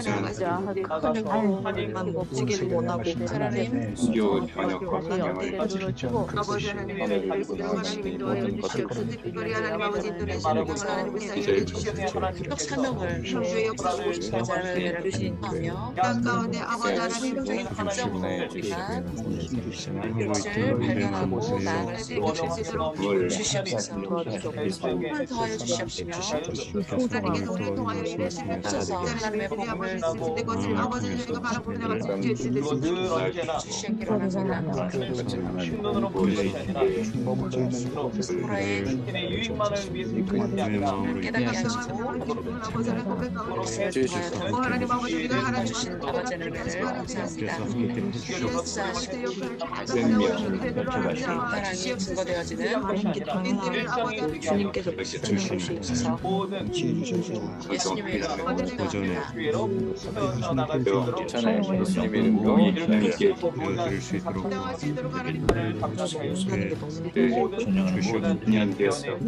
정말 원하시는 아버지 주님께서 모여지게 하여 우리를 중심으로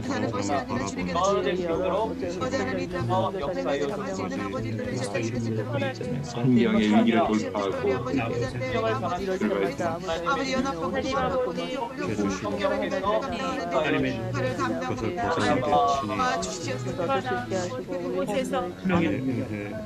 두 번째로 기도하겠습니다. 은혜를 수 있도록 주시옵소서. 네, 로잔 4차 대회 승리하는 교회로 모든 과정 가운데 현재 참석자 추천이 진행 중에 있습니다. 국내 참석자 추천이 진행 중에 있는데 한국교회를 하나님 나라 선교의 대행자로 회복해 나가 리더들을 불러주시고 특별히 목회자들만이 아닌 다양한 창조 세계 영역에 헌신하고 있는 하나님 나라의 백성들이 참여케 하여 다양한 사람들이 다양한 창조 세계에서 하나님 나라를 세워나감에 부족함이 없는 로잔 4차 대회 참석자 추천이 진행되게 해달라고 이제와 같이 한 목소리로 기도하도록 하겠습니다. 기도하겠습니다. 하나님 감사합니다. 이 땅에서 제4차 로즈 대회를 허락하시네 감사합니다. 아버지 국내에 아버지 이곳에서 이 대회가 일어나는 것에 그 의미를 하나님께서 알고 계시는데 아버지 그 뜻을 잘 이해하고 아버지 그 하나님의 마음을 품고 아버지 이런 대회를 위해서 축복하게 하여 주시옵소서. 하나님 아버지 이 자리에 나오는 아버지 사람들 한 사람 한 사람이 추천이 되는 과정에 있습니다. 전 세계 교회에 5,000명이 모이고 또 한국에서도 500명이 또 초청받아 또 추천을 받는 과정에 있습니다. 한 명 한 명을 주님께서 엄천할 수 있도록 인도하여 주시고 하나님 아버지 특별히 젊은 세대들이 로잔 대회를 경험하면서 하나님께서 이루신 아버지 그리고 앞으로 이루실 그 일들을 바라보며 나아갈 수 있게 하여 주시옵소서. 하나님 모든 사람들의 형편을 주님께서 아시오니 하나님 정말 합당한 사람들이 참여할 수 있는 길을 열어주시고 하나님 아버지 함께 우리가 소통하며 나아갈 수 있도록 인도하여 주시옵소서. 아버지 소속하는 한 분 한 분에게 하나님의 마음을 얻게 하여 주시고 하나님의 기회를 얻게 하여 주시고 많은 동역자들을 만날 수 있는 아버지 기회를 허락하여 주시옵소서. 이 모든 대회를 주님께서 축복하시고 주관하여 주셔서 우리 영광을 위해 사용하여 주시고 아버지 예수님 다시 그날을 앞당기는 귀한 대회가 될 수 있도록 인도하여 주시옵소서. 모든 감사와 찬양을 가나안에서 하나님의 나라가 이루어질 수 있도록 하여 주시옵소서. 이 시간 마지막으로 기도하겠습니다. 로잔 4차 대회를 준비 중인 리더십들 이재훈 의장님을 비롯하여 유기성 준비위원장 목사님 밑에 있는 모든 우리 로잔 한국 로잔 중앙위원회들이 같은 말 같은 마음 같은 뜻으로 십자가 앞에 하나가 되어 겸손과 정직과 단순함 안에서 성령의 능력과 인도하심 따라 잘 준비해 나아갈 수 있도록 모든 리더십들의 하나됨을 위해서 모든 리더십들의 히스 정신 안에서 십자가 앞에 연합되기 위해서 이 시간과 같이 리더십들을 위해서 중보기도 부탁드리겠습니다. 기도하겠습니다. 하나님 아버지, 대회를 준비하는 아버지 한 분 한 분을 아버지 축복하여 주시옵소서. 하나님 아버지, 부산의 대회장으로 세워주신 마이클 오 대표님과 하나님 아버지 이재훈 목사님 아버지 축복하시고 아버지 각 리더십으로 세워주신 한 분 한 분을 하나님 아버지 기억하여 주시고 아버지 특별히 또 한국에서도 아버지 이 대회를 치르는데 준비위원회를 통해서 허락하셨고 아버지 기성 목사님과 조문대호 목사님과 김홍주 목사님 이대행 선교사님을 리더로 세워주셨습니다. 한 사람 한 사람 위에 주님 이름 부어 주시옵소서. 최혁은 교수님과 또 데이빗 베넷과 유지영 자매도 또 부위원장으로 세워주셨고 한데 하나님 아버지 한 명의 10년 가운데 하나님의 뜻과 하나님의 사랑과 하나님의 정말 계획들이 지혜들이 힘먹게 하여 주시고 하나님 영육간에 하나님의 보호하심이 늘 있게 하여 주시옵소서. 아버지 대회를 준비하는 모든 리더십들이 정말 하나님을 허락하여 주시고 연합을 허락하여 주시옵소서. 아버지 대회가 온전히 하나님의 나라를 위해서 쓰임받고 아버지 온 세계를 우리가 섬기는데 모든 정리가 이루어지게 하시고 하나님 아버지 우리가 앞으로 나아가야 할 방향들도 찾을 수 있는 귀한 아버지 대회가 될 수 있도록 인도하여 주시옵소서. 아버지 주님만을 아버지 의지하며 이 대회를 이끌어 짝합니다. 그래서 함께하여 주시고 아버지 선교적 대화가 하나님 놀랍게 아버지 더 부흥하고 발전할 수 있도록 도와주시고 아버지 정말 감사합니다. 우리가 뜨겁게 마음을 하나 또 합하여서 아버지 특별히 한국교회가 하나 되어서 기도할 수 있는 장이 되게 하나님 축복하시고 아버지 하나님의 감사합니다. 주시는 찬양을 때 우리가 어떻게 그것을 강의대로 한국교회와 한인교회가 비욘드 디아스포라로 갈 수 있도록 미션 하나님께서 하나님 나라의 선교를 대행자로서 충분히 맡길 수 있도록 성장케 하여 주옵소서. 그래서 한국교회 한인교회가 개토를 넘어 디아스포라를 잘 주 안에서 세워나갈 수 있도록 기름 부어 주옵소서. 또 로잔 4차대 준비 중에 있습니다. 참석자들 추천할 때에 목회자들뿐만 아니라 다양한 치료 세계에서 하나님 나라를 세워나갈 수 있는 또한 교회를 하나님 나라의 선교의 대행자로 세워나갈 수 있는 하나님께서 택하신 자들을 불러 모아주시고 특별히 청년들의 세대를 일으켜 주시사 한국교회에 빠져나가고 있는 청년들을 다시 하나님 나라의 선교 대행자로서 세울 수 있는 하나님께서 선택한 백성들을 불러 일으켜 주셔서 새로운 청년들의 세대가 하나님 나라의 선교로 하나님 나라의 선교의 대행자로 일으켜 세워지는 로잔 4차대가 되게 하여 주옵소서. 이를 위해 준비 중인 의장님을 비롯하여 유기성 준비위원장을 님을 필두로 하여 모든 로잔 중앙위원회 이사들 그리고 리더십들을 기름 부어 주시사 히스 정신 안에서 십자가 앞에서 하나가 되어 전 세계 복음주의자들을 연합하는 로잔 4차대를 준비함에 먼저 하나가 되어 솔선수범으로 연합하여 잘 준비해 나갈 수 있도록 연합의 영을 부어주시고 삼위일체 하나님의 사랑으로 연합시켜 주옵소서. 예수님 이름으로 아멘. 우리가 합심하여 기도할 때 하나님께서 우리의 기도와 소원을 이루어 주시리라고 확신을 하며 여러분들 해외에서 또한 국내에서 바쁘신 가운데 참여해 주셔서 너무 감사드리고 6월 첫째 주 토요일 날 여러분들 다시 한번 새로운 주제를 가지고 만날 수 있도록 하겠습니다. 여러분 너무 감사합니다. 자, 감사합니다. 감사합니다. 네. 수고하셨습니다. 감사합니다. 감사합니다. 수고하셨습니다. 감사합니다. 수고하셨습니다.